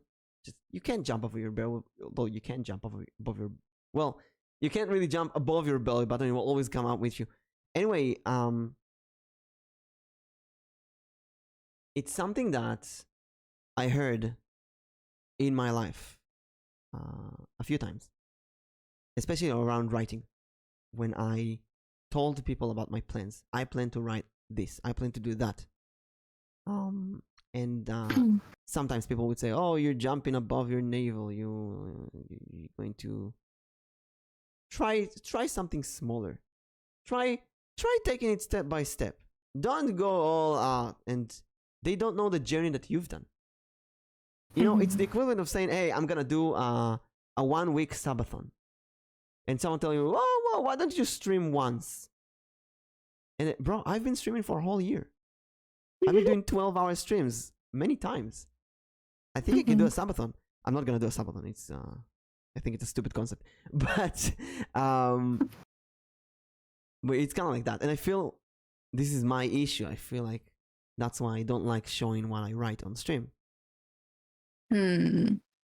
Which might connect to some people don't being a VTuber because they don't want to show their face on stream because of criticism and privacy and stuff like that. Kind of going back to the previous topic, but Lazuli, did you have all kind of criticizing or comments about your appearance? No. No? It's Sorry. really good to No. hear, I feel like for women, for female streamers, I feel like I think it's a lot easier for female streamers to stream with their face. Really? Because you will always get someone who likes your appearance. Whereas for guys, for men, male streamers who stream with their face, not everyone is gonna watch you, because some people will just watch you, 1 for your face, 2 for your personality. Whereas for women, you will always have someone who likes your face. It's so weird. I read this article called Titty Streamer, and I used it in my term paper. It's a wonderful article about this. The Titty Streamer nickname, a bad nickname on Twitch, around streamers like the ASMR streamers who will naturally show their boobies very up close to the camera in order to attract more viewers. And some guys say this is not fair. This is not real. This is not professional. You shouldn't do that. You should use your talent, not your body, or whatever. And then there's this girls who say, "I'm more than just a titty streamer. I'm not. It's not just my body. I have talent. I play games. I do other stuff. But I have viewers who come only for my appearance." And I know many VTubers who became VTubers because of those reasons, because they had it with people reacting about their appearance, and I'll be very straightforward about their breast size, because there's been a lot of comments about that, which even if it's too big or too small, you show it in the camera, you don't show it in the camera, it's something irrelevant, or should be irrelevant to your skills as a streamer. And in those articles, they say that guys don't really get those comments. Very rarely someone would say, "Hey, Timon," very rarely someone would say, "Oh, you don't have a six-pack," or "You don't have muscles," or "What's your nose is crooked," or something like that. People don't really say those kind of things to guys. Like you said, Nix, with guys, usually people watch your streams because of your personality. But with girls, they usually watch them because of their appearance, which is hilarious with VTubing, because it's the same thing, but now you're watching this cartoon that we can design however we want. You can make it have giant boobs, and people will watch for that. although it's completely unrelated to your real life appearance. Mhm. But then they get mad that your appearance as a VTuber isn't the same as you are as an individual. It's scam. You lied to them, which again I've should been be lied to. irrelevant because nobody should watch you because of your appearance. But people do it. People watch other people because of their appearance, because of their model. I am approaching VTubers for collabs after I see their model and think, oh, that model is cute, or that model looks interesting. Mhm. Someone's gonna have a, I don't know, a weird ass model, might not get my interest. Mm-hmm. Yeah, it's also interesting how, regardless if you are a face streamer or a VTuber, that's the same things apply. Mm-hmm. Although it's face stream, you actually see the person. With VTubing, you don't even see them. Mm-hmm. Mhm. Kind of hilarious when you think about it. Let's see. Shall we move on to the next topic? Yeah. Sure. Let's see. I feel like some of these we've hit a little bit. Yeah, we talk about But not- cultures just a bit. Uh-huh. Oh, actually, you know what? Lazo, you brought this one up yesterday.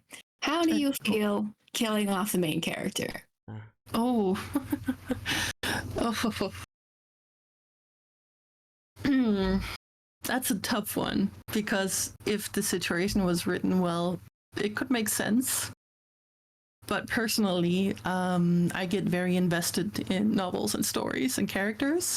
And I like for there to be some sort of possibility for me to continue believing that they, I mean, not exist, but they continue on. Does that make sense? Mm-hmm. In some way, whatever the story decided for them. That you Happily can ever somehow after. imagine what happens next. Not happily, whichever, but that there is a story for them after that you're just still not told. So when it's like killed off, it's like, oh, I mean, it was a good story, but it's like, okay, now it's definitely ended and there is nothing more. Or to me, it would be a new story if it was a new character that took over. But there, like I myself write stories where the main person does get killed off, but then they're, reborn in a way. Like Which they is a regress very, back. Very or- Japanese concept, by the way. Yeah, very Japanese. Yeah. Or the regression, they go back in time to themselves, just younger or something, with their knowledge from the future and all that stuff. Mm-hmm. So I think it just depends on how it's written and what's kind of like set up for it.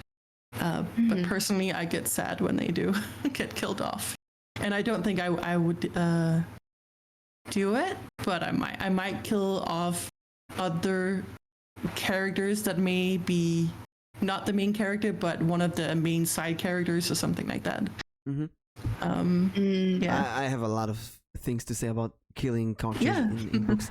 Sure. First of all, when I was younger, I would kill main characters nonstop. I did. I'm Because sorry, of- I didn't mean to cut you off, but because of anime. Because of anime. I saw it in anime and thought this is cool, this is edgy, and now I think this is edgy. Now after writing and learning writing and script writing and really going more professional about it and doing writing seminars in real life and on streaming, I think killing the main character is a stupid, childish, edgy thing. Books should have a good ending. Stories should have a good ending because stories are here to give us lessons and hope, not to give us depression. And if you kill the main character, you kill the story. There's no real reason to do that. And I would say the same thing about making the main character an adult, making them get married, unless it's important to the book, making them disappear in mysterious ways, or a thing that anime also love, Digimon loves it, showing all the characters grown up, married, with children. Harry Potter did something similar. This kind of epilogue is just bad. It leaves you, the reader, with a bad taste. Like, it's irrelevant to the story. You know these movies where they're really bad movie, and then at the end there's this credit that say, Nix grew up to be a salesperson. Lazuli grew up to got lost in the river, and when became a police officer, they still look for her until this day. Stuff like that. It's stupid. It's comedic. A book should focus on the story, and that's it.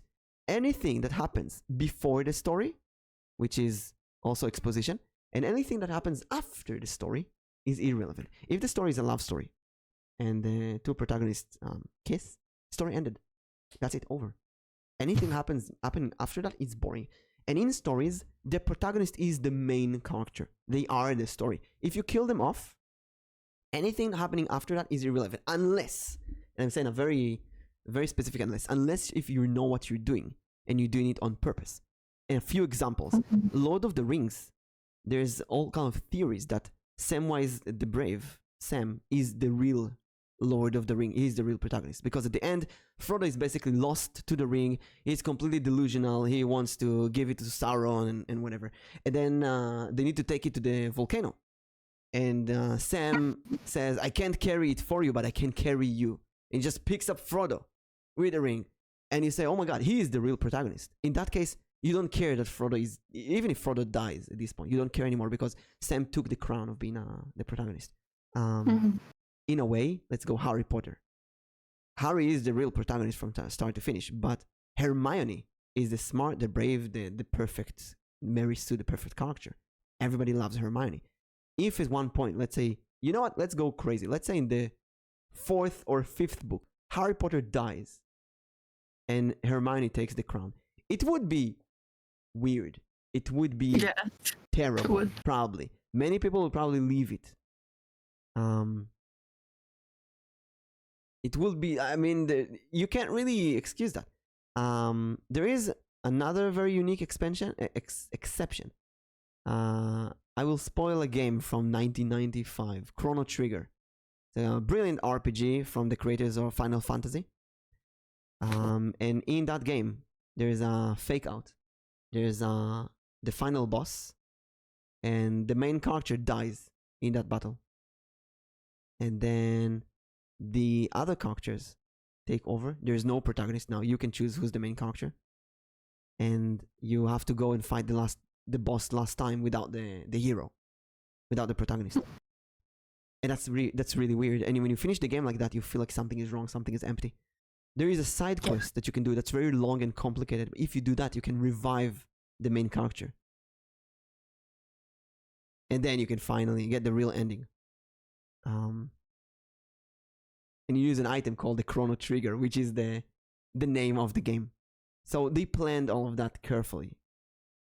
In general, if you look at the Game of Thrones, for example, they kill off main characters nonstop. It gives you a feeling like death is meaningless. Look at anime like Dragon Ball Z, where the character can revive very easily. That's called the trope of death has a revolving door. You can just revive. Death becomes meaningless. I think death should be very specific, should be something you cannot return from, should be very rare, like once in a book, not once a chapter. You should definitely kill side characters, you should definitely kill the bad guys, you should definitely kill maybe rarely the protagonist's best friend in very specific situations when it's meaningful. Never kill characters just because. There has to be something, some reasoning for that, something that serves the plot. A great example for that, actually, I think one of the best, I'll finish with that, is Dragon Ball Z, again, surprisingly, when they fight Frieza. Frieza kills Krillin, and that gets Goku so angry that he becomes Super Saiyan, and his real power comes out. That's a classic, perfect way. They revive Krillin later because the Dragon Ball can revive anyone, which is stupid, but that death was so unexpected. This is the main character's best friend for many, many episodes. So that death was really important to serve the plot. Game of Thrones, there's a lot of deaths that do not serve the plot. They're just there for the fun. I think they should do an epilogue after the main story that don't harm or slow it like some fillers, And Arrow, hello, says, I played a game recently that I saw a guy dying for the 4th time with a death speech, like he hopes it was useful and stuff, and then he comes back again. First time, got emotion after that. It's Yeah. so interesting to see both of your perspectives about like killing off a main character. We agree though. It's because actually one of my novels I kill off my main character and I just kill them off and they're done. They're off. They're not coming back. I think It's just like, oh, go ahead. Oh no, I was just gonna say I think for me is that I do make my characters go through a lot, and as Mimic mentioned earlier, we're not here to give people like bad feelings or like depression like feelings about the story. There has to be some sort of reward, some sort of yes, they got that done, or they got that revenge, or they got the girl or the guy, or there has to be some sort of reward after. And I feel like killing the character, it's just you take that reward away that I feel the ending should have. But also like a kind of ending where, again, as I mentioned earlier, people, it's kind of like up to people, the reader themselves, to think what happens next. Because I'm not, as also again Mimic mentioned, I'm not gonna write, oh, then they get married and then they have children and then they live happily forever after. Yeah, why? It kind of like just Why ends, ruin and it? then it's up to the reader to kind of like, bring that out what they want to be the next part. But I want that reward to be there. So that's why I'm not a super fan of killing characters, but I did do it once. I'll have to admit, but that was because it was a story I wrote for class in school, and I knew I would get an A if I did, and so I did, and I got an A. That's the problem. That's the issue. It's like they expect us to do it. That's an old-fashioned thinking, though. Oh no, it's tragic death. Oh no, if it doesn't serve the plot. Exactly. I just knew, if I just made like a happy ending, I knew the teacher was not going to be like super interested. So I made it kind of like sad. And I actually, I'm not sure if this is a good point, but let's just say they weren't killed. They decided to do so themselves. And so it was like a whole psychological thing. And I was just like, I just want an A. So.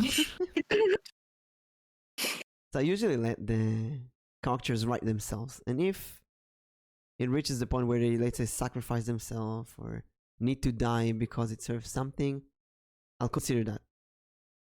Because death should have a really strong impact. There's a character in my book series, the 6 books. There's a character I killed,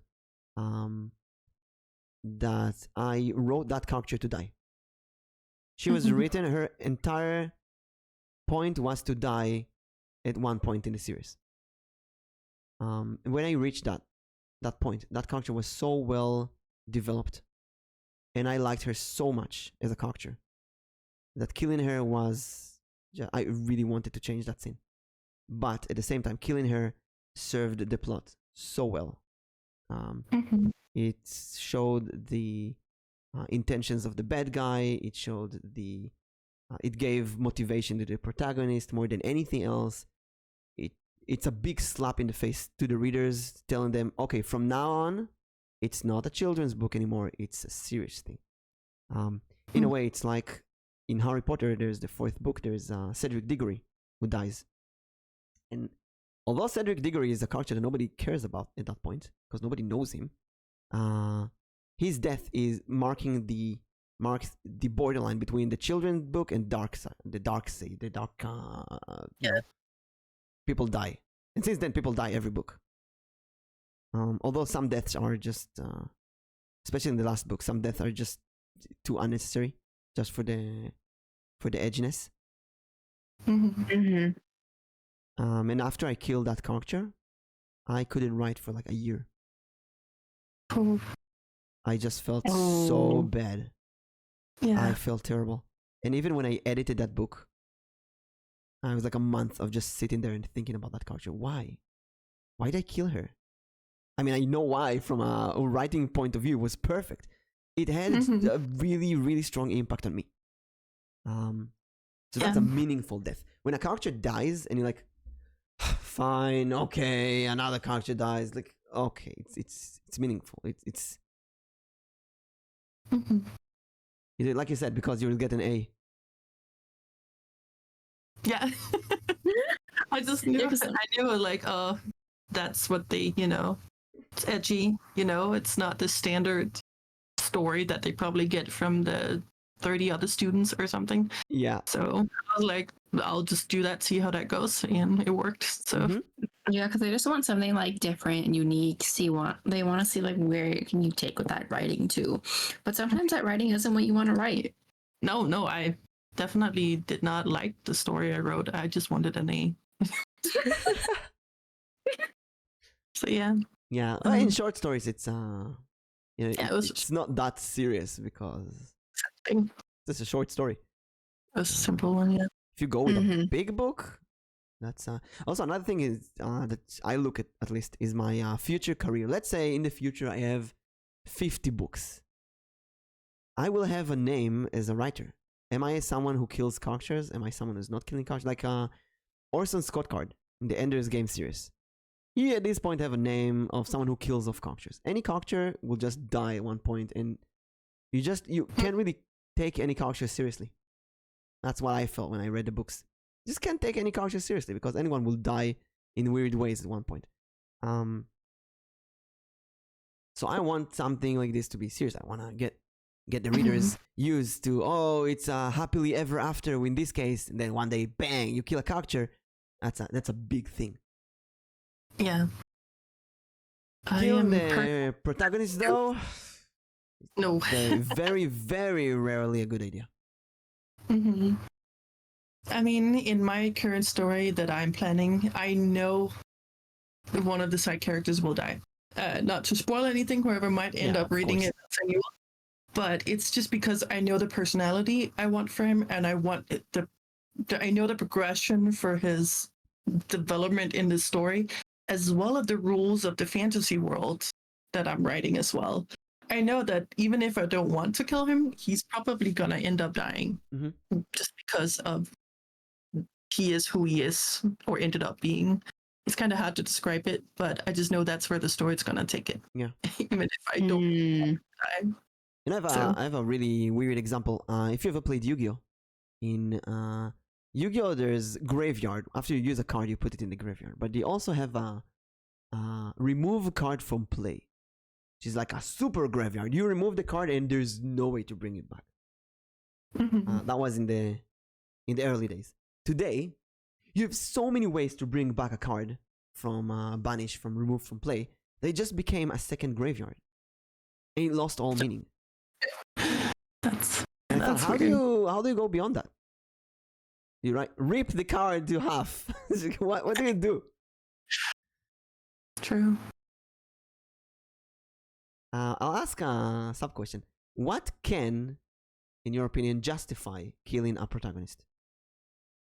Oh. Or do you know any stories, books, games where they kill the protagonist that it was justified?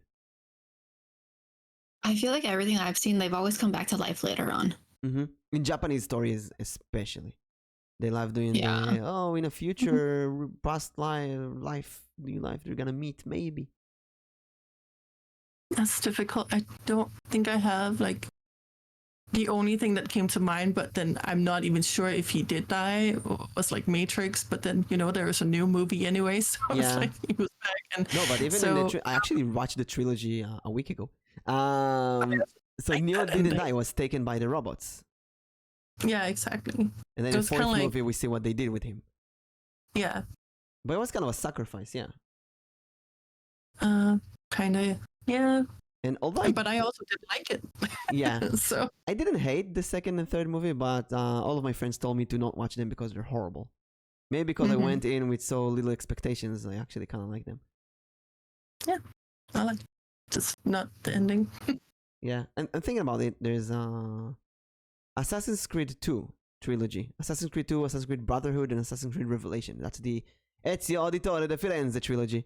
And that ends with Ezio, old man, with his loved ones, family, children, sitting on a bench with all of them and dying peacefully. And that was actually kind of nice. But that was after 3 very long games and many side games and stories and comic books. he had a very fulfilling life. And when you die, it's like, it's beautiful. At the same time, I have anime like Chrono Crusade that was based on a manga, and the manga didn't end when they made the anime, so they decided to kill off the characters. I remember that. Funny, it's funny when you were talking. I was like, oh, my would be that one. I just forgot what it was called. I just remember watching that last scene and I cried so I cannot hard. believe all three of us watched Chrono Crusade. Uh, I love this I anime literally so remember- much. I loved it really.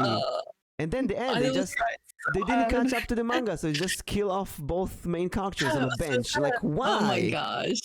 I regretted watching it because of it. It was like, I didn't want to feel like this. Yeah. Yeah. Since that and other anime who's been doing something similar, I've been trying to watch only anime where the original source ended.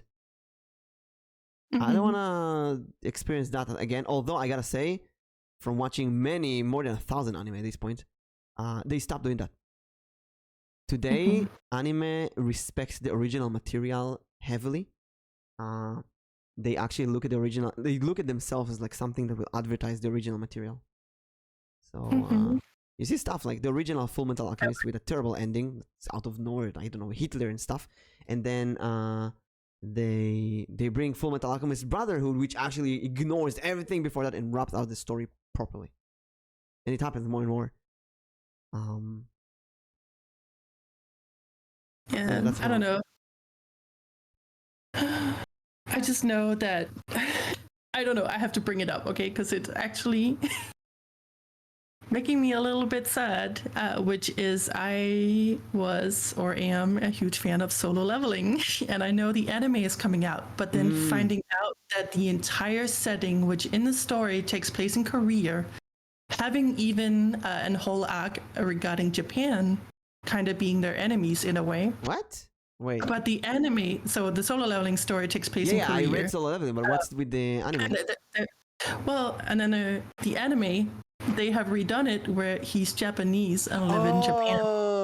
And I'm like, but that ruins the whole story to me. I mean, me personally at least. And I'm like, I don't know if I'm gonna like this. They better make it well. Oh, I'm reading it right now. Oh my god, that is so strange. So, which is weird to me because the whole story is about him being like Korean yeah.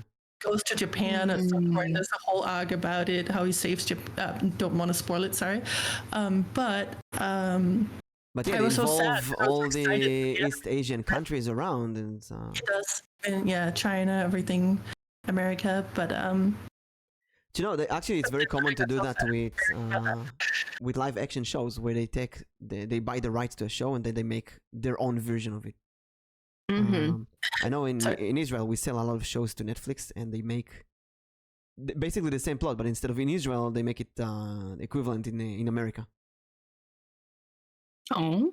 So there's a lot of shows in Israel about Mossad and all these secret organization and stuff like that, and spies and such. So they do the same show in America, and instead of Mossad it's FBI, example, or instead of the Israeli army it's the American army.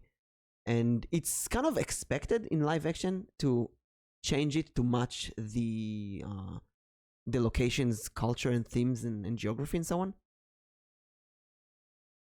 But when it happens in anime, it's weird. It's really weird. Because like Solo Leveling is in Korea. It's a manhwa. It's Korean. yeah, I don't know. That's even just changed me. the names. personally. I just saw they even changed names. They're even changing the names, so they're There's like more. Tower of God. Tower of God the anime is great. It's really the same as the manga, but there is the thing with the name. I'm gonna Google it right now. Tower of God. Protagonist name. I know of it, but I don't remember if they changed the name or anything. I didn't watch the anime. So his name is I've heard of it. his name is 25th Bam. And in Korean, it's like, how do you read that? Samuel Derset Ben J. Bam, which is translated to 25th Night. But I've seen translation, and in the anime, where they give him different names. And in the anime, they also call him a different name. They call him Yoru or something like I don't remember, but it really bothered me that they say one. When I watched the anime when I was younger, always bothered me when they say something and something else is written in the subtitles. For example, when they say I don't know, like give me a character name, and like Son Goku, they would say Son Goku or Goku-san, and it will write Son Goku or write just Goku. Or when you call a character in their surname, and it says the real name. When you know what? When someone calls One-chan, big sister, to someone, and the subtitles just say the name, like Nix, One-chan, and it says Nix. It's weird. Mm-hmm. It's really weird. It's like disrespectful to the original material. Mm-hmm. Yeah. I think that also has to do with just kind of like how the country translates things too. Because like here you wouldn't, like in a lot of places you wouldn't when you like address like your sister, you wouldn't say big sister help me with this, you would address them by their name. Mm-hmm. Whereas like in Japan you would say, oh big sister, can you help me with this? Exactly. And that's really, it really just has to do with cultural, but if you understand different cultural aspects, then it definitely gets to you. But if you only understand one cultural aspect, then it doesn't seem so different. Ero says in Portuguese, Piccolo in Dragon Ball Z was translated to Corquagino de Satan. Which means little heart of Satan. Why? Literally, we got introduced to Mr. Satan and got even more confused. Okay, that's just different when you're confusing everyone together. Yeah. In Hebrew, Vegeta was translated to Makita. And nobody knows why. And thought maybe Vegeta would sound like vagina, and they just didn't want to bring that to the children's show, so they went with Makita. Oh my god. And then they went to Planet Vegeta, which is the name of the planet, so they left that Vegeta, and they changed it sometimes to Planet Makita, and just made a whole mess of already existing mess. Have you guys ever had a moment where you wanted to change your main character's name? Yes. How far in were you? I think I because I actually did in my old novel, but I wasn't that far, and I think I was 15 chapters in, and I think I changed it. But that's because I'm generally not very good at naming anyone or any character I ever create. I don't, because I feel like in some way, to me, the name has to kind of like fit the personality. I don't know if that makes sense, and I'm not even sure how to explain it. And it just didn't. To me, it was like I didn't associate that name with the person I was writing, and so I changed it. I would sometimes not have a name for a character or a place. And I would put work in progress. Even when I work on books, sometimes call the characters Weep or Weepa, which is work in progress. Like until I have a name for them. So I'm like writing a basic story. Like, Weep is gonna do this, and you're gonna meet Weepa, and they're gonna talk with Weepet. All names to be added later, because I rather start writing than stopping myself because I don't have a name. The name will come. A big change I had was in the dream school, in my six book story. The dream school was Shepherd's Bell at first. That was the name. I wanted something like Hogwarts, you know, so Shepherd's Bell, but I didn't love the name. It wasn't perfect. Something didn't land correctly, and it took me 6 books until the middle of the 6th book to figure out the name. I didn't publish them yet because I wanted to write the whole series before I publish it. So I changed the name to Hair Dwells. And then I went back and edited every place that was Shepherd's Bell. I changed to Hair Dwells. And the name, when I thought of Hair Dwells in the context of the series, it felt perfect. It was like, this is the name. And in the last book, there's a scene where I didn't write it yet, but there's a scene where they talk about the original name choosing of the school, and someone says, yeah, they wanted to call it Shepherd's Bell, and there were all kind of names, so I'm kind of making a joke out of it. And then in a book I written recently, there's a character that has a really stupid name intentionally. And she's a really stupid character. She's the clown character, and when she becomes a bit more serious and important, and you see, oh, the clown character is actually important, her name also changes to something more serious. And it's a book where I really break the fourth wall a lot, so it's easier to do that. So I'm like, she asked, how can you change my name like this? It just doesn't work like this. And the author says, but it did anyway. So again, if you know what you're doing and you play around with it, it's great. Mm-hmm. And if you published it already, then you're screwed.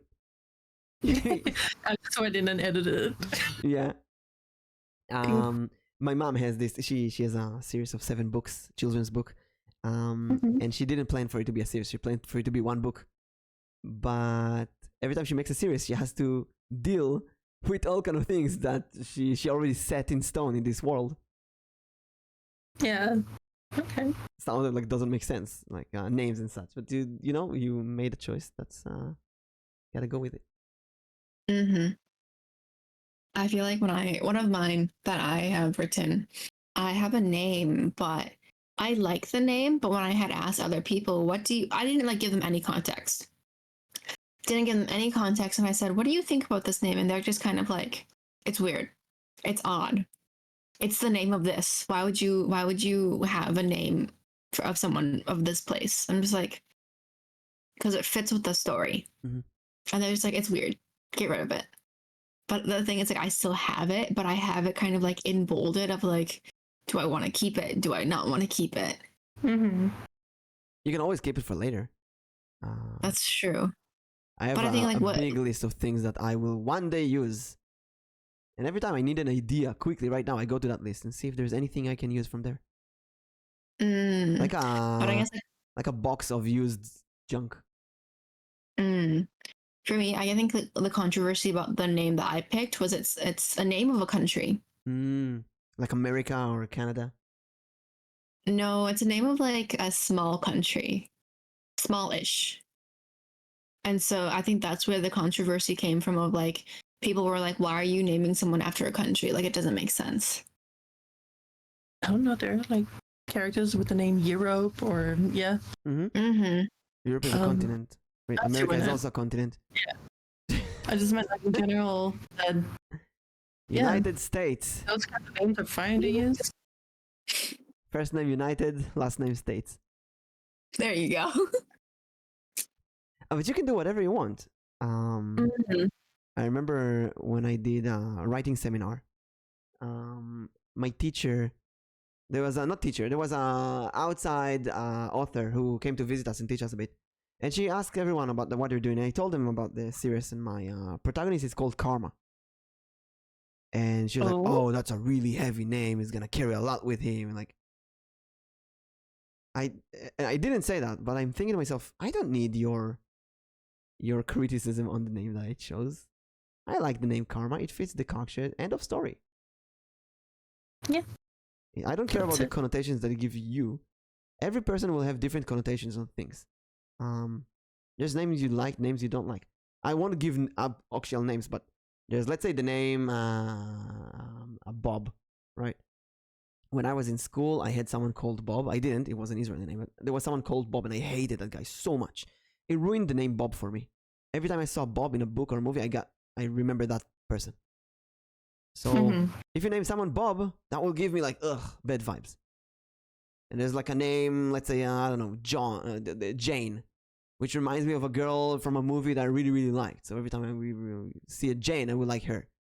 So you never know the connotation of that. At the end of the day, you do whatever you feel is good for you. And don't let anyone backseat you. Unless if you specifically ask for their opinion. Then you're screwed. Yeah. You're screwed.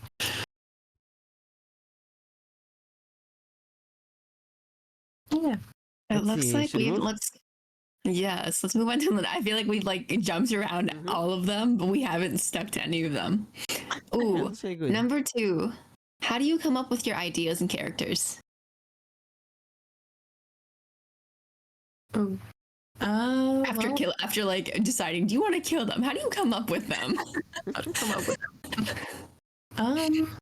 It changed for me quite a bit. I used to take just the character that comes to mind.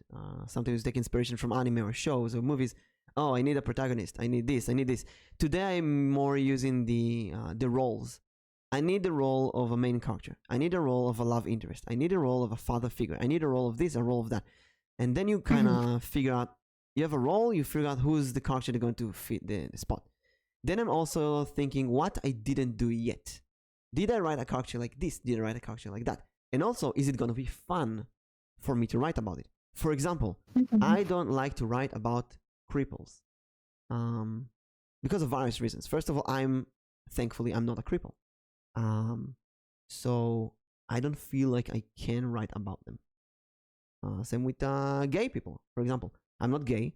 I don't feel like I'm allowed to write about gay, but then again, I'm not a girl, but I feel like I can write about girls. I don't know, maybe it's because I talked with more girls than I talked with gay or crippled or other kind of, I don't know, real life individuals that I'm not really well versed with their with their cultures and issues and stuff like that.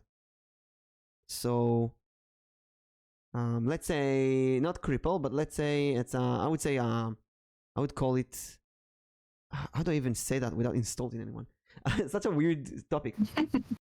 I would say characteristically crippled. For example, let's say there's a baby in the story. Let's say you're writing an adventure game and an adventure story and there's a baby or an old person, like 90-year-old in a wheelchair, completely useless. And now the other character are kind of forced to protect those people. And for me, it puts me in a place where the story is just not fun to read, because instead of dealing with the fun and the action, I need to deal with real life issues like protecting the weak. I don't like that. Puts me in an uncomfortable position. So if that was just an example, right? If there's any kind of issues like that, I would rather not write about them. At the same time, saying that, I have been exposed a lot more to gay people and LGBTQ and trans in the vTubing community. So writing a character, let's say about a trans character, could actually be a very interesting challenge for me. I will need to talk to trans people about them, maybe interview one to learn more. I feel like I need to do homework for that. It's gonna be hard work, it's not gonna be very simple and easy. So I think about what would be fun for me to write, what's my limitations of knowledge, because I don't want to... there's a story, the recent Harry Potter game, where they wrote in a trans character who's completely wrong. I'm the last person to ask about trans people, but I read on Twitter that trans people think this is a really, really bad representation of trans people, and it's something I never want to do in writing. I know I talked to someone who told me about Cho Chang in Harry Potter. She's a very, very bad representation of Asian people in Harry Potter. There's the joke in South Park about Token, who's the only black kid in the class, and they named him Token. It's like, oh, this is the thing. And there's a joke in the last season that his name was actually Tolkien this whole time. And we are the racist people thinking that his name was Token. And they went back in Wikipedia and all that and changed it that his name is now Tolkien. Like the author. And his father's like, yeah, we named him Tolkien because of his dad. So it was like, it's kind of a joke about gaslighting. So I feel that I'm not... This kind of limitation, I try to stay away from those. Try to focus on the things that I know how to write. Like things I've seen in gaming and anime. And then there's also real people. That's a trick I use. I take real people that I know, could be from television as well, and I put them as the either appearance or nature of the character in all kind of fusions. For example, I can take Nyx, that I know her a bit well. I can know how Nyx speaks, in a way, because I listen to her quite a lot. And I can put Nyx as a character in my book. It's not going to be Nyx, but she's going to talk like Nyx. And she's gonna think like Nyx. So whenever the character needs to make a decision, I can ask myself, how would Nyx act? Now, luckily, That's actually a really good way to look at it. Yeah, luckily I've been doing D&D with real kids for many, many years. So writing about a school is great because I can just put all the unique kids that I met, and I have the image of a kid, how they reacted when they met a dragon in D&D. That's how they're gonna react when they meet a monster in that fantasy book. They take politicians as teachers, take VTubers that you like as all kind of characters. That's a really fun way to do that.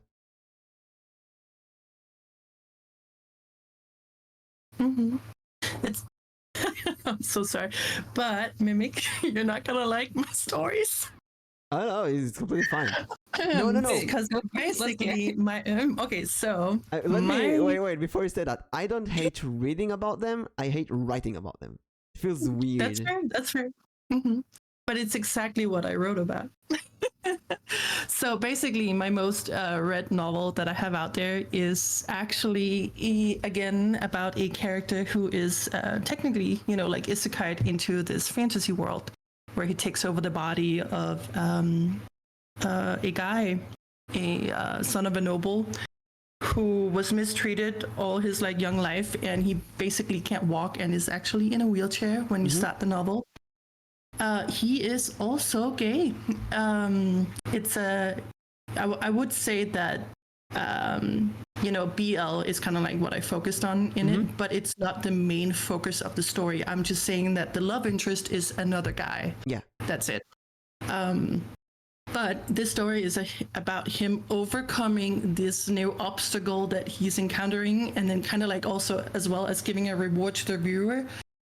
Sorry, I'm losing my voice. Where he was mistreated. You kind of learn about his story. He now has to live this life, but he doesn't want to live like this. So he's trying to, it's not like he was a cripple from birth. It was it happened to him from being mistreated. Does it change during the story, or does it stay crippled? It does.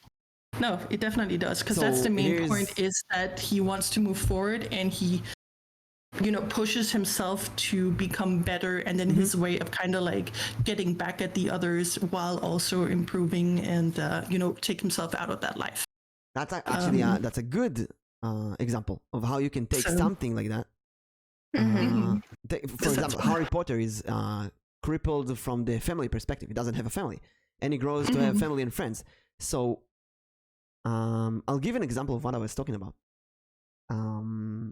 And gay, just to put this, I don't feel uncomfortable reading about gay. I just feel like I shouldn't write about them right now because I'm not knowledgeable enough. I don't want to insult anyone. I don't want to put I don't know.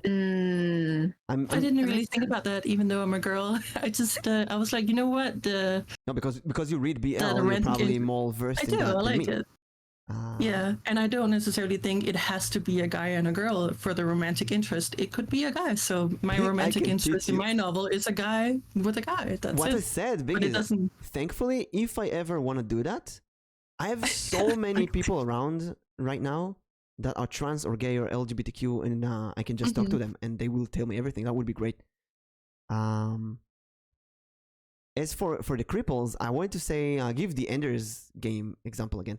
In this, in the Ender trilogy, Ender Quattro book OG, Ender is actually getting older and more crippled. The more the book, he ended up being completely old and unusable, and everybody else is the protagonist. He's completely useless. He's a burden to everyone else. And that's a thing that really bothers me. In a way, you can take Neo from The Matrix, who's getting blind in the last movie, and he ends up being completely. When I say cripple, I don't necessarily mean in a wheelchair. You could be in a wheelchair, but you can still be a protagonist. I mean crippled from the point of... I get what you mean, though. The other characters carry you. You're not the protagonist, You're a bother. Quadrilogy. I'm trying to figure out. There's an isekai I understand it, but I'm trying to figure it out. There's the isekai that the person is born into an onsen, a hot spring. I don't know if you heard that. And he can't move. He's a hot spring. He died and he's reborn as a hot spring, and then beautiful girl come in and bathe inside of him and so on. What? And that's really funny. That's hilarious when you put it in a comedy. And your book is a fantasy setting, so naturally it's going to be less bothering. But when you think of a fantasy setting, I immediately go to Peter Pan, where you have Michael, the little guy, the little boy. And Michael is completely useless. They chase after him. He's getting kidnapped. It's just a burden for everyone. Why did they get him? Why did they take him there? He's a 4-year-old Just leave him in the house. He's not there to fight pirates. It doesn't make sense. Mm-hmm. Yeah. But we must take him. I kind of get what you mean. With like not knowing or wanting to write it because maybe not know enough about it. Like there are definitely other topics that I would probably not bring in. Again, like if I do BL, it's not that I'm against doing Yuri. I just don't have that much. Exactly. I don't know, references to it where I feel like I could write that as well as I maybe can with BL. So I do get what you mean. That's the thing. That's the thing. I thought it was funny when you mentioned it, and I was like, oh, literally my character goes in and becomes kind of like a cripple in a wheelchair, and No. I phrase it very differently. No, I got what you mean though. That it's about writing it itself can be. Slight like can be references. She said Yuri. Yeah, Yuri. But maybe Nix's left foot and right foot in the coming fit stream can be an example for a Yuri relationship. Yeah, little summary for it. Nix, your feet are they're female? No comment. I don't know. Biggie and like be my reference. Okay, thank you. I do feel like there's rom-com in any book or story that I write. I really love writing rom-com, mostly because of anime, obviously. And then you get a lot of stupid characters like that. Puts on female maid outfit and a wig. Let my hair down. Oh no, what is going on in chat? This is a common occurrence in chat. Don't worry. If you subscribe to Nix, she will read those comments like a story. In Gollum voice acting. Oh my gosh.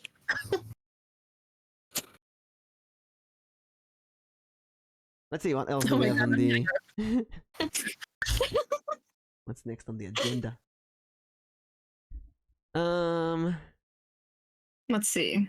Number 4, I think it's pretty good. What is a struggle writers often face that is not well known? I feel like we touched on this a little bit earlier, but not too much. And I want to ask the same question about VTubers. What's a struggle that VTubers struggle that is not well known? I guess for both writing and VTubing, what is, or even face cam streaming, what is like a struggle that you face that many other people don't know about? Sorry, I was nervous here. I'll have to think about that for a minute because I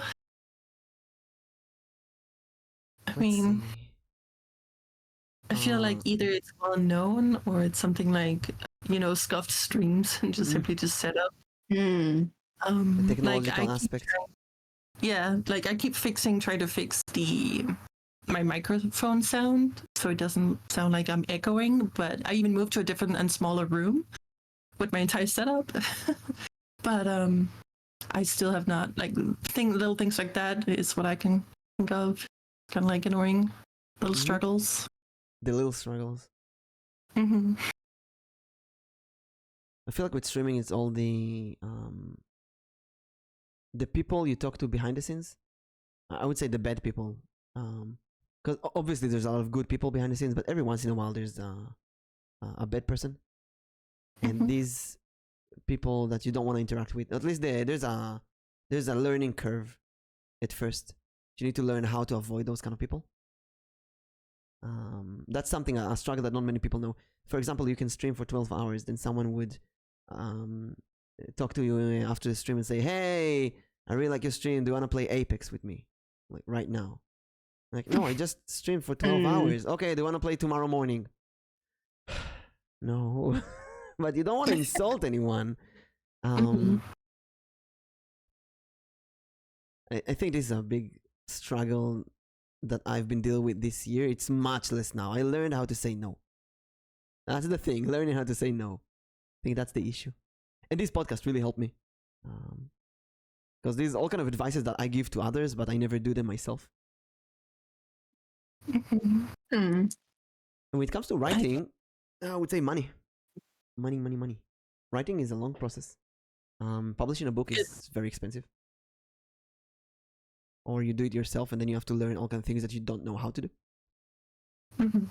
Editing is expensive, translating is expensive. It's all a very long and tedious and expensive process, and you can't really get an instant feedback. It's not like a drawing where you can show it to someone and ask them, do you like it, do you don't like it? To get a first impression of a book, you need to read like 50 pages. It's long. Think about it. It's a piece of art where you need someone to sit down and read for like 2 hours so they can tell you what they think about it. So you don't get a lot of people to do that. I think for me, another struggle as a VTuber is maybe some of the people here have noticed, but I met such a lot of like really cool people, and I want to hang out with everyone. But personally, and because of certain reasons, I don't have the energy to, and can't spread myself out to, do as much as I want with everyone. And I feel like that's a struggle, and I feel it's something I also feel bad about. But I've literally just had to just not hang out with people because I physically or mentally couldn't. But I just didn't expect to meet so many cool people and hang out with them. Which I did. I'm not happy about, but I struggle with making sure I try to keep up with everyone. So I don't know. It's something I thought about. I had a question about that.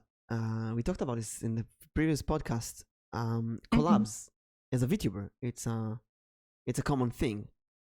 As a face streamer, is it also a common thing? Did you consider approaching the people then, like now? Yeah.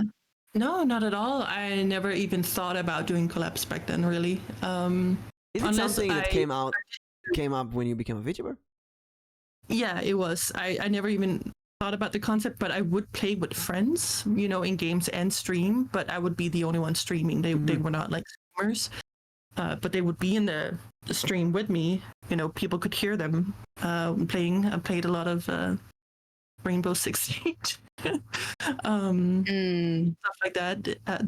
There would be other people, but I wouldn't call it like a collab like how we set it up now with other streamers. I tell you, a collab is something that comes from the Japanese VTuber Hololive Niji-sanji thingies. It all came down to Kizunai. Yeah, I think for me personally, I think it's just coming up with something. Like when it comes to writing, I always come into writer's block. When it comes to streaming, I always struggle with what do I want to stream? What kind of game do I want to play? What kind of content do I want to make that day? It's just like coming up with something is like, for me, is a struggle that I deal with a lot. Yeah, that's fair. Because I feel like my creativity is like blocked. Like there's creativity, but there's like a dam, and I only get so much creativity every day. What's a good solution for that, do you think? I honestly don't know. Anyone have suggestions? What I do is I just plan ahead. Every time I have an idea, I put it in a list, even if I'm not gonna do it right now. And then in the future, I can just look at the list of things to do. Games is always a good option. I have the 3 main categories, which is game, tower, and D&D. So I just plan ahead. I have like 7 different games installed on my computer right now. So whenever I need an instant game, I have it ready. I have the usual games like Diablo Binding of Isaac, which I can always play, Honkai Star Rail. There's always just chatting stream, writing stream. And then all kind of stuff like meditation stream that I want to do one day, but I don't know how to do them exactly. And when it's ready, it will happen. And then there's new stuff. Like if you want to do something new, right? Easily, like the feed stream out of nowhere. I thought, you know what, let's do a feed stream. To get ideas. You've been planning that for a while, though. Yeah. But I didn't I didn't plan to do that when I started streaming. No, not the least. Not at all. I just came out doing streaming. Maybe even someone said, if you like Fit for so much, why didn't you stream them? And I was like, okay, fine, I'll do it. But a great way to get ideas and inspirations from other VTubers. So I've been watching a lot of Niji Sanji Home Live and so on. And I've been kind of thinking what they have been doing on stream. And you see all kind of stuff. Like the hand streams and music streams and in gaming with chat, in game with collabs and big games and small games.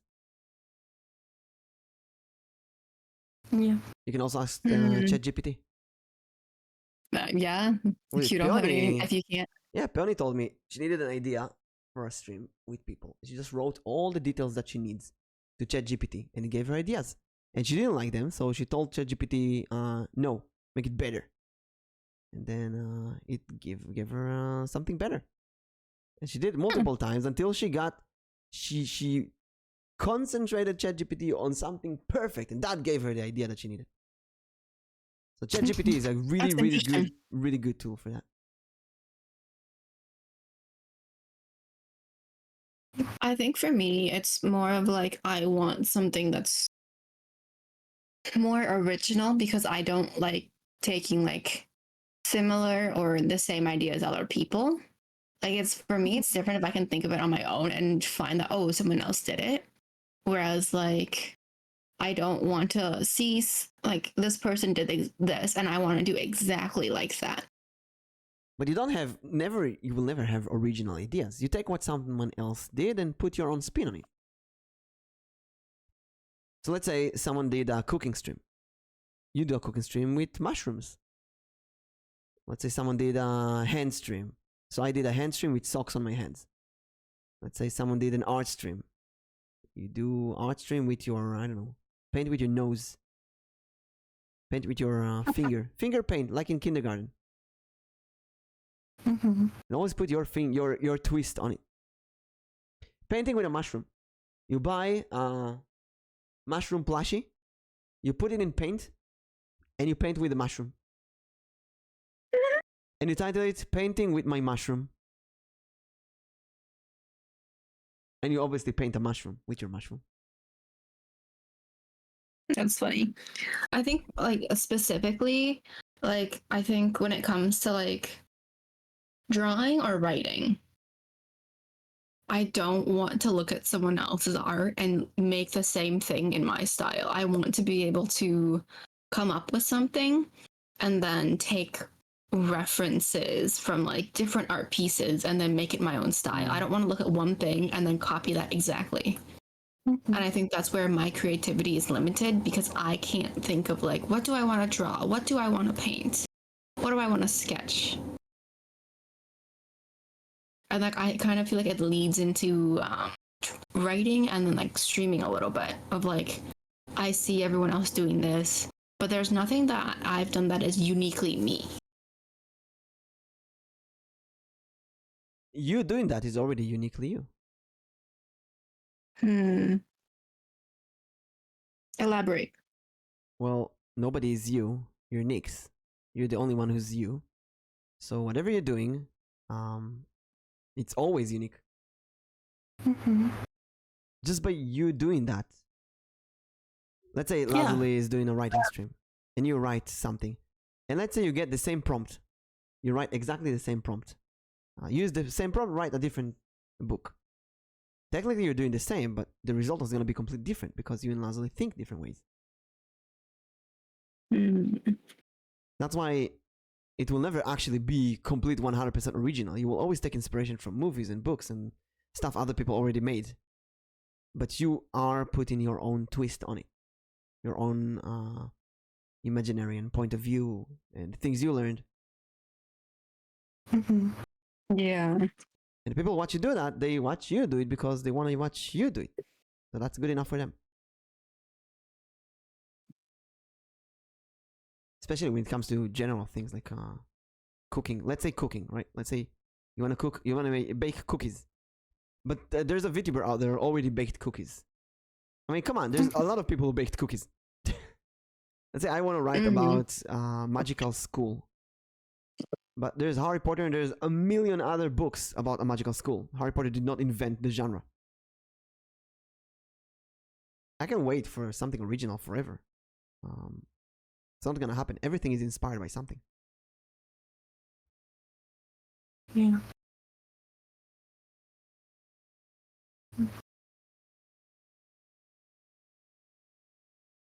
Let's see. What are our oh wait, I guess we haven't really talked. We barely talked about this. Struggles? What kind of not the struggles.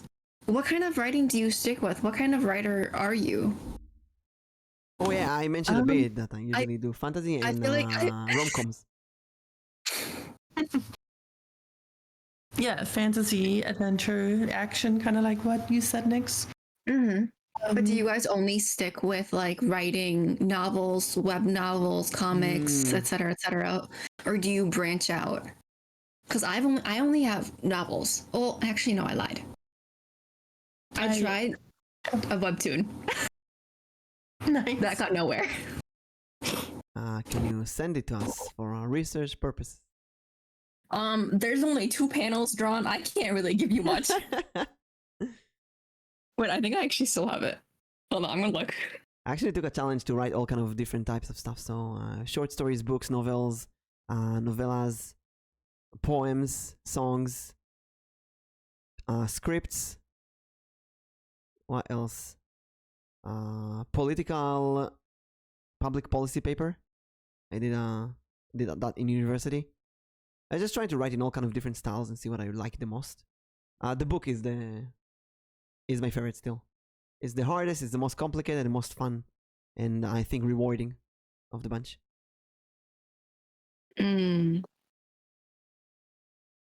But if you talk about genres, I do stick with fantasy, rom-coms, action, and every once in a while I'll try to dabble in like horror and such. Oh, D&D Adventures, also add that. Yeah. Why? Go ahead. Oh, sorry, I was gonna say, yeah, that's pretty much. I'm very much stuck just to kind of like novel writing and mostly on the fantasy adventure. I had been wondering about the whole like, I don't know what they call it, like urban style, where it's kind of like fantasy, but it's as we like on Earth as we know Earth, you know, where they mix it in. Oh, I know what you mean, like a hidden fantasy, hidden Yeah, places. something like that. Harry Potter is like that kind of genre in a way. Yeah, it is. Something like that. Yeah. I'm also interested in. Stuff like Artemis Fowl. Yeah, I've read that too. Would you guys ever stray away from your current writing, from your current genre, and write something else? Yeah, definitely. I think we need to grow and try out different styles, different things, especially because you don't want to repeat yourself. I'm not against it, but I would need to have some sort of personal passion for it for me to actually do it and get it done. Definitely. So. I found my first panel. Let's go. You're gonna show it on stream? Not me casually opening it. This is on my laptop, so I wouldn't be able to. Let me open it first. We'll see what happens, because I don't remember. It's been a year or two. Show it on stream without opening it. Take a risk, you know. No, don't do it. What if there's your real name or something signed in there? Signature, Nick's real name, Oleander. Even then, when I started to do stuff, I actually didn't use my name. I used an alias still. But I'm like opening it, looking at what it is, and there's not much to it, I guess. It's just the panel, realized an empty panel. It's yeah, kind of, a little bit. You know what? I'll take a screenshot just because it's a weird little program that I use that I'm not too happy with.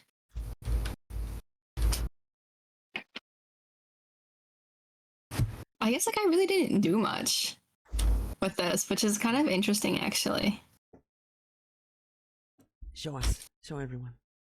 If I can figure out what's going on, I will. I don't even know what's going on here. I really want to write horror one day, because since I started watching VTubers, I really got into horror. But I found that writing horror is very complicated. Horror games use a lot of jump scares to break the fourth wall, and I feel like in a book it's gonna be very complicated to replace that with something and actually frighten the writer, the reader.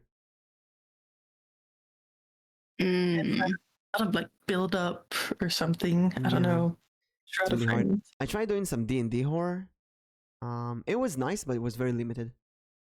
Very, very limited. You have to go with psychological horror stuff. I'm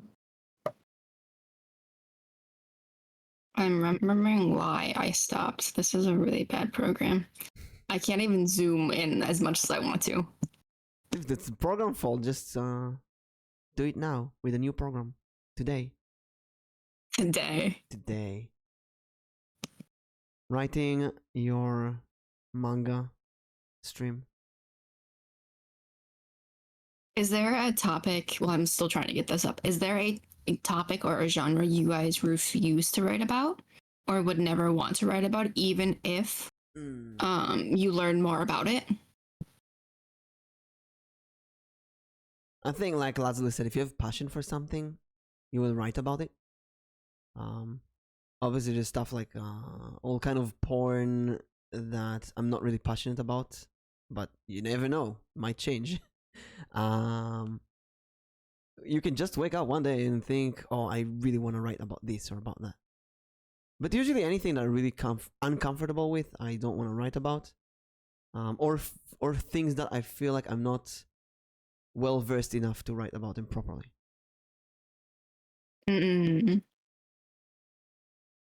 I used to think that I didn't want to touch like something like script writing, because it's writing, but it's also it's set up in a different way, and I just felt like that would break the immersion that I bring to myself when I write.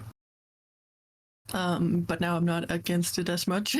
But I don't know, it's kind of like the only thing I could think of. I don't really know about any genres I wouldn't do. Are definitely topics or situations I do not feel comfortable write about, which I won't get into. But yeah, I can't really think of anything. Again, as I said, I just have to be passionate about it, and then I would write. Otherwise, not really touch it.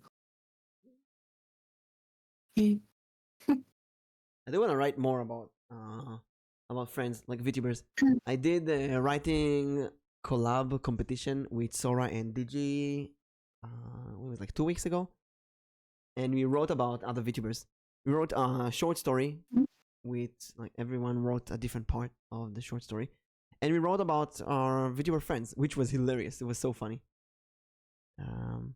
So I want to do that. Maybe write about people in my community. That sounds like a fun idea.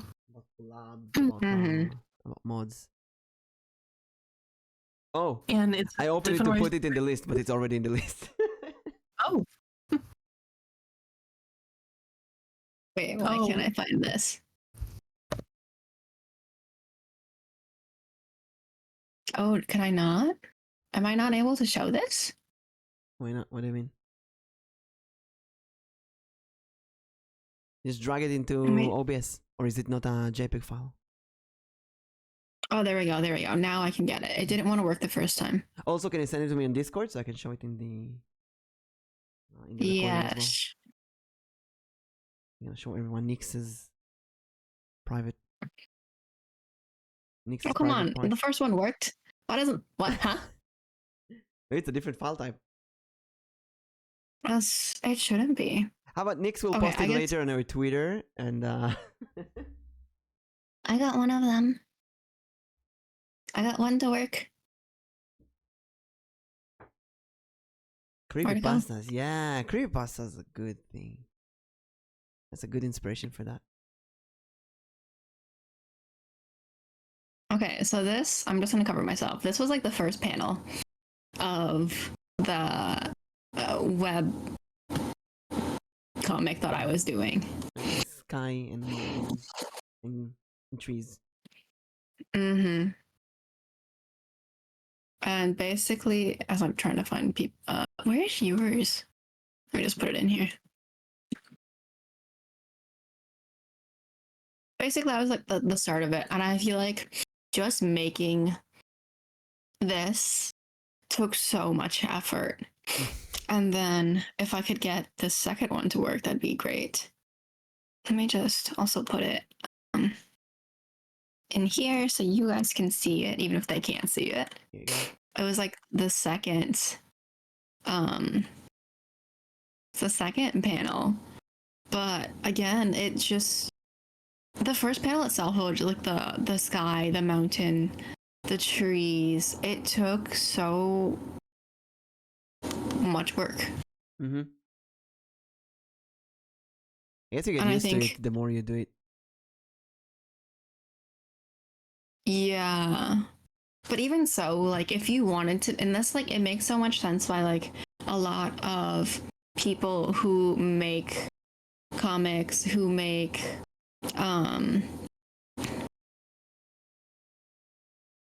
anything like that has to do with drawing. It takes so much time.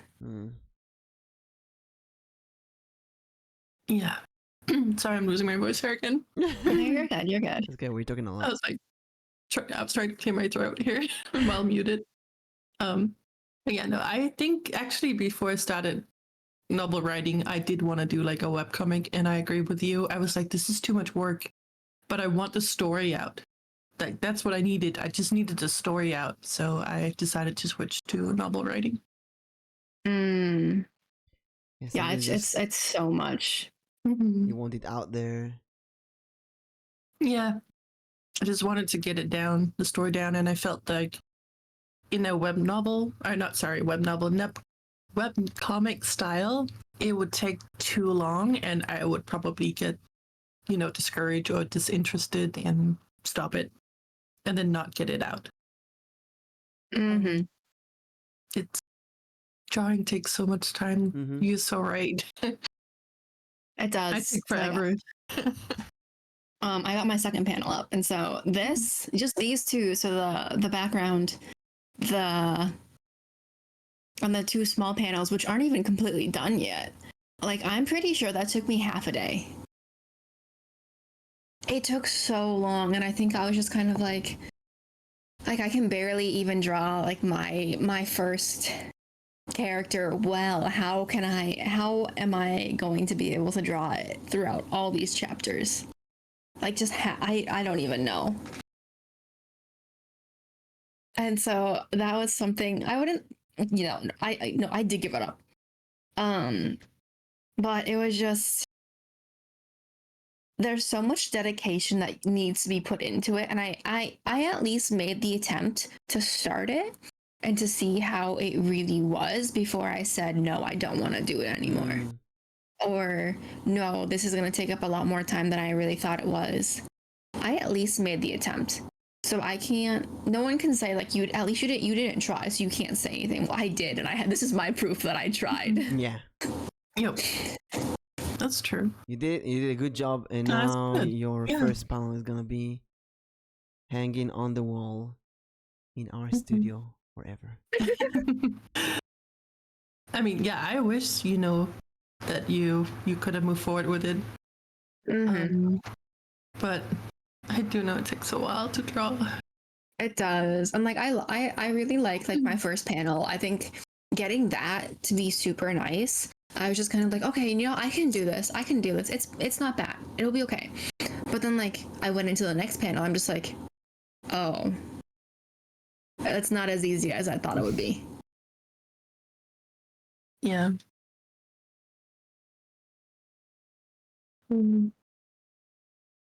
But would you guys ever, I guess, okay, so would you guys ever do a web comic if you guys had the opportunity to? Yes. Yes, That's a as big well, yeah. I definitely had Now here's a dream of doing that stuff, like write a manga or something. Now here's another question, because when I was writing these questions yesterday, I was thinking, I know someone who is actually making their current lore into a webcomic or manga. Would you guys ever do that? Yes. Would you write you would make your lore into a webcomic or a manga? Yeah, that's actually really cool. A really cool idea. I'm not making it, but that's why my lore is not done yet. But that's because I'm gonna make drawings for it, but it's gonna be a mix. Oh, So it's not gonna be straight up like manga form with chapters or anything, but it is gonna be like there's gonna be images to the story throughout the story, which is why it's taking me a while. Because yeah, as you said, it takes a while. it takes so long. And I will admit that I may end up using some AI art for backgrounds or something, just because this is taking too long. I know like some people don't. Go ahead. I know AI art is a big topic right now, especially for artists. But I'm like, I don't care about the backgrounds. I just need something that's there, and so I can just use probably those programs for it, and then do the rest myself. I think it's I might do also that to speed it up. I think one thing too is like as long as you aren't like claiming it like, oh, I made this myself. That's true. Because I think that's like one thing like a lot of people do with AI art is like they claim that they drew it themselves, they made it themselves. I think it's fine to use so long as you say like, oh, this is AI art. Yeah. Like my Hello. own character. Our friend is doing that for the anniversary. Yeah, the manga. I think she's talking about that. I wish. I would like to, but again, that's gonna take a lot of money and a lot of dedication. You know, there is something that we talked about in the past. I think we should definitely do it more. Is VTuber talent trading or skill trading. Let's say you're good at something. I'm good at something. We should trade. Let's say you're good at art. I'm good at writing. We should trade. You should. I'll write something for you. You make art for me. Stuff like that. Why aren't we doing that more? Why aren't we doing trading basically? Because it would be much more fun for VTuber, I think, to pay with their skills than with money. I've done that a little bit, I think. Like I drew some emotes for some people who then in return did like sound effects with music and voice line. Where one did a voice line and one did the music, and then I gave them an emote. That's great. Yeah. That was super fun. It was so rewarding, and I love it. It's my favorite. So maybe you can do that with the backgrounds. Themes that I have. Yeah, that's true. I wish, like, if I knew somebody, I would definitely do that over just using AI. But anyone out there who knows how to draw backgrounds, yeah, please let me know. And they want something in return. All I can say is that I drew my own character, which is currently on stream. So that's I don't know. But I don't do backgrounds. So you can do character, but you can't do backgrounds. Yep. So anyone out there who can do backgrounds but can't do characters, contact Lazuli. Fair. Take my uwu. Yeah, go ahead. Where to contact? Yeah, it's my uwu already. So about like the trading, I feel like it's good and it's not good at the same time. I think if you have people you can trust to exchange like that, then it's good because I have someone IRL who I do the same thing. It's like we exchange our arts with each other. We never buy anything from each other. We normally end up exchanging it. However, when she tried to do the same thing with someone else, they just took advantage of her. Yeah. You gotta know the person. You gotta trust them. You have to know. And I think that's really where it comes into is like she did it with someone else where she didn't know them too much, but she heard from other people that this person was trustworthy. In the end, she got backstabbed, she got taken advantage of, and pretty much didn't get anything in return. And so it really depends on whether or not you trust the person you're doing the exchange with. Yeah. Yeah. Like, it's not a bad idea. Oh. Nix, I lost you. Nix! We lost Nix to the storm. Oh no. Well, we're already used to that, unfortunately. She'll probably be back in a bit. Yep. Nix, no.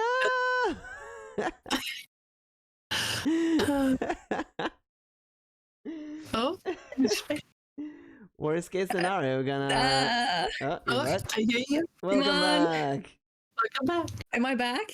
I think you're I'm back. not. You're I'm not back in connected, Discord. but I'm not connected to stream yet. Let's hope it goes Oh, well. Oh, I'm back. Loading. Okay, let's go. Stream's back. Okay. Okay, there we go. Okay, are we good? Yay! Welcome back. We missed you. Okay. Welcome back, everyone. Okay, Usual okay. scuff. Embrace the scuff. The usual. Yes, it's back. I love it. This is a common occurrence. Actually, happening at the end of the stream is good. Yeah, because my drop frame rates are really bad, actually. I don't know about Um, you, but my culprit was the wall plug was a bit shaky, so I just took a rubber band and I put it around it, and since then I almost have no disconnections. Oh, that's Ooh. an easy fix. That would be nice. Yeah, but I think in the trading, end, the girl who got as long as backstabbed. yeah, I think trading it 100%, like 100%, it works. It's you can make it work, but it really just depends on whether or not you trust the person and you know that they can deliver what you want as well. Yeah, that's a big question. And if I'm thinking back on this year, who I can actually trust with this kind of trade, it's not a lot of people. Not a lot of people. Not a lot of people actually. A lot of people that I met this year are very fickle, in a way that they can disappear and start streaming any moment. That's why coming back to what I said at the beginning, that Nix is the most consistent person I've been streaming with. Yeah, no, I can Shows see that. you- Yeah. I think you're very consistent. Thanks. And even when I she try. took a hiatus, she kept this podcast. Well, even when she doesn't have internet, she finds a way to do the podcast. Yeah. And I that's, didn't have power last week. that's amazing. It's impressive. In D&D or collabs, if it's one-on-one collabs or multiple people collabs, there's so many cancellations for various reasons. So it's not something. It's not common. It's not to be taken for granted.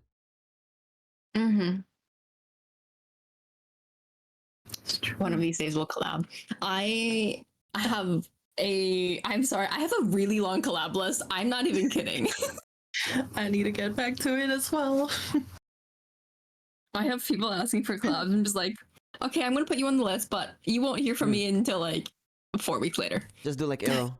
I think I talked about this with who was it with? I don't know, with someone that at this point I'm not accepting collab invitations from people that I don't know. I invite people for collabs. Of course, it's a lie, right? If someone invites you to a collab, you might say, "Okay, I'll do it." Really depends on what you feel like doing. It depends on all kind of million things. Yeah, it really depends on a lot. I've been curious about. Like I started doing a collab with one of my streamer friends, and we play Raft.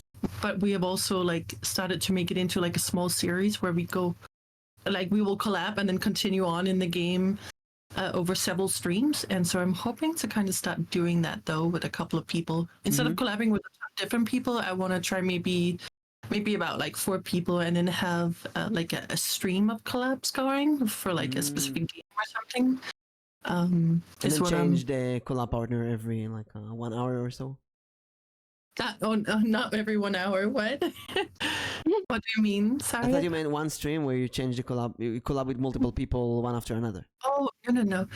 More like I would have like specific people, and then I would do kind of like stream with them, but not just like one time. It would be like then maybe like a weekly thing. Oh, like once a week. every Wednesday I collab with that. Every Wednesday I collab with that person. Yeah. If for a specific game until that game is done or we're done playing that game. These are very recommended. They're the best in my case, I think. Playing a long series or like this podcast, for example, with the same person over in the same day over a few weeks, or D&D with the same group over a few weeks. It's really, really good. The problem is that some people cannot be consistent, and they have all kind of life issues and events. And Yeah, no, I get that. Yeah. That's true. I think that's like, I actually had this conversation with someone the other day when I was doing a collab. And for me, this podcast can be consistent because I can make it work and it's early in the morning. Anything that has to do with after I come home from work is honestly all up in the air for me because I don't know what it's going to be like when I come home from work. Am I going to be stuck in traffic for 2 hours? Am I going to come home to some kind of situation I had to deal with? Am I going to come home to my other job asking me to work? Yeah. And it's just kind of like I can only have some things be so consistent. Mm-hmm. Whereas like other things where when it comes to like doing continuous games, it's hard for me to be consistent because things are always so up in the air. Yeah. It's the same for me. Especially even though I'm completely fine right now, I don't know if in 2 hours I'm gonna have a migraine. So if I had planned something, I would have to cancel. Like things like that. Also, I had to stop the collaborate or pause the streams I had with this streamer friend because I spent a week playing Diablo after Oh my gosh. I was just like, okay, I got back to streaming, and then it's like, okay, everyone, I'm gonna be gone for at least a week playing Diablo. Bye bye. Which Diablo? The new one, Diablo before. 4? Mm-hmm. Actually, took my time. I took my time with that game. Yeah. I just now finished the campaign. It took it really, really slow. I see. It's a slow grind. Yeah, because I had so much stuff on the schedule when it came out. Mm-hmm. Yeah, I just removed everything and just with like Diablo mode. So yeah. I'm really trying to plan ahead and keep my schedule for a change, and not because I used to be just I feel like doing something else today, so I'm just gonna change everything. I want to be more professional, plan ahead, and then actually do it, actually commit to what I promise. Mm-hmm. Yeah, I think that's admirable and impressive about. Yeah. I don't know you as much, Mimic, but that's something I definitely look up to with Nix, because I noticed that you stream consistently and you stream when you say you stream. I mean, yeah, things happen and maybe you have to cancel, but you try to make up for it or something. Yeah, I think that's a really, really good way to stream. Consistency, yeah. I think consistency is also just really important in terms of like you in general, and then you if you want to grow as well. Because you can't really, if you're not consistent in something. Okay, basic analogy: if you're not going to water the plant, it's not going to grow. But if you water it sparsely, it's going to grow very, very slowly. I think the problem is also the luck events along the way that you can really control. Yeah. Is it going to be rainy? Is it going to be sunny? Is there going to be snow? Yeah, or if you talk about vTubing, it's like Diablo comes out, or you get into drama or stuff like that, and it changes all of your plans. Yeah. Also, I have just randomly every 2 or 3 weeks a full week with overtime, and sometimes that will just knock me out. And I just don't feel like doing anything else. If you can plan ahead, that's one thing. But if it's suddenly out of nowhere, you have to replace someone, stuff like that. The ones that are sudden is hard. Yeah. And I think at the end of the day, there's some situations where you can stream, some situations that you really can't stream. Like my ear situation, suddenly my ear got completely clogged and I had to go see a doctor. I could technically stream, it just made me feel very uncomfortable. So I decided to stop some of the streams, not all of them. Some of them I just skipped them and I rested instead. But I still feel like, you know what, I could have done those streams. Like if I was in a corpo, I would do them, definitely. But because I'm indie, I feel like, I can cancel a stream.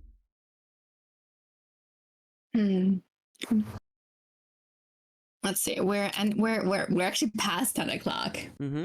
So at the end of each podcast, Lazu, we have takeaways. We have 3 takeaways that I'm trying not to repeat the same time.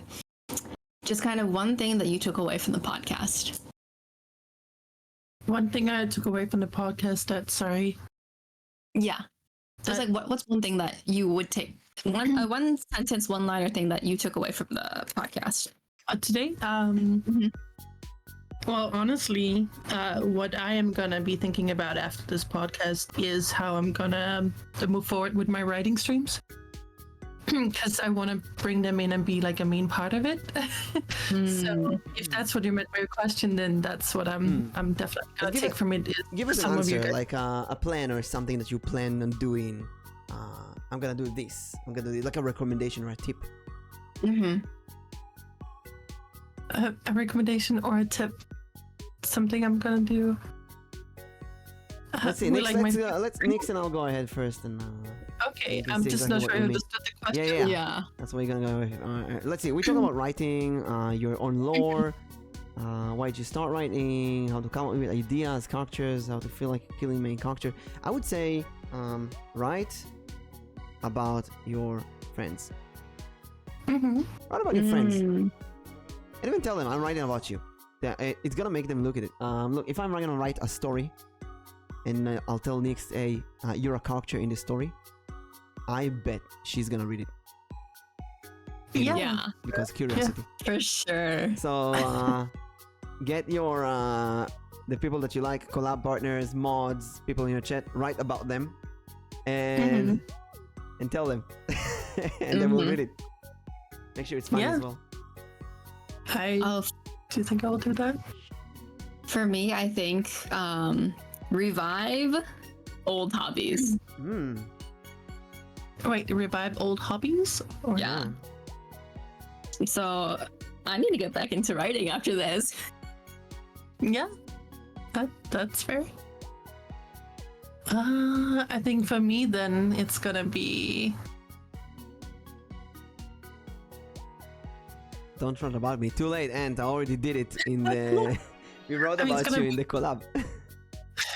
It's gonna be kind of similar. I don't know. Say it. We're gonna help you polish it. Well, after kind of like talking to you guys today, I do think I also want to go back into doing drawing streams. But then I want to like draw, kind of like bringing your two suggestions together. Maybe draw my fellow VTuber friends.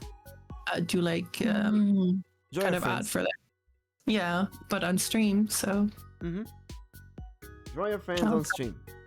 Yeah, draw your friends on stream. Kind of like write about them, but also it's an old hobby of mine. So I'm stealing your guys' ideas. That's You know what? That's great. That's perfect. Also, a lot of people leave. We stole your study stream ASMR thing. Yes. Yes, we took it. We both took it from you. That's fair. What is everyone doing? What is everyone's plans? I'm gonna go When's your next stream? dive into my thesis. And then tomorrow evening I'm gonna play a game, and then we're gonna do D&D with some people from my server. Nice. Ooh. Sounds good. Lazzy, what about you? What are you planning on doing the rest of the day? What are you gonna, if you're gonna stream again? Rest of the day is gonna be work, but otherwise I have actually been thinking about doing the weekly kind of like writing stream on Wednesdays, so I was hoping to start on Wednesday. Otherwise I was gonna follow up this weekend with a lot of people that I want to do those collab streams with. That's gonna take, a specific game over several weeks to do. So I've been wanting to schedule that up. Yeah, and then get that scheduled as well. Yeah, those are nice. I wish I could commit to that, but I know I can't. I know it's gonna be difficult, but I'm gonna try. What about you, Nix? What's your plans? So gotta go back to work. I have some things to submit for work today as well. And then I want to do. Let's see. The thing is, like, I want to do my hand cam stream this weekend, but I don't have everything that I want to do. It's like I still needed to get a few more things, but I want to do it because I know I'm free this weekend. Yeah. So we might get a hand cam this weekend. We might get a hand cam next weekend. If not, we will continue Franbow. Do it. Sounds good. Fly like the elf you are. And I had something else I wanted to ask, but I don't remember. Oh well. Oh yeah, Nix. Next Yes. Thursday? Next Thursday, yes. We're gonna see all of you next Thursday. Thank you so much for joining us on this weekly Nameless vTuber podcast. Thank you so much, Lazuli, Thanks for for joining having us. me. Thanks for having me. Please was make fun. sure to follow her. Revive my join my hobby of drawing, but pain. Do it with It's your pain. feet. It's gonna be more fun. And Nix, So who are you we- gonna raid? We are gonna raid out to Hammond Molek, who is playing Broken Demon. If I can figure out how to raid again.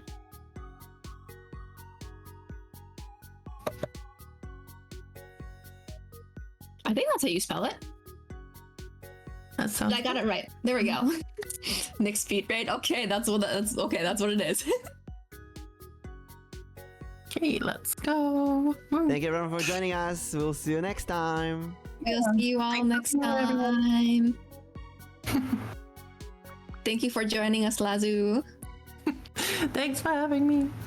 It was a lot of fun. All right, goodbye, everyone. I'll see you next week. Bye.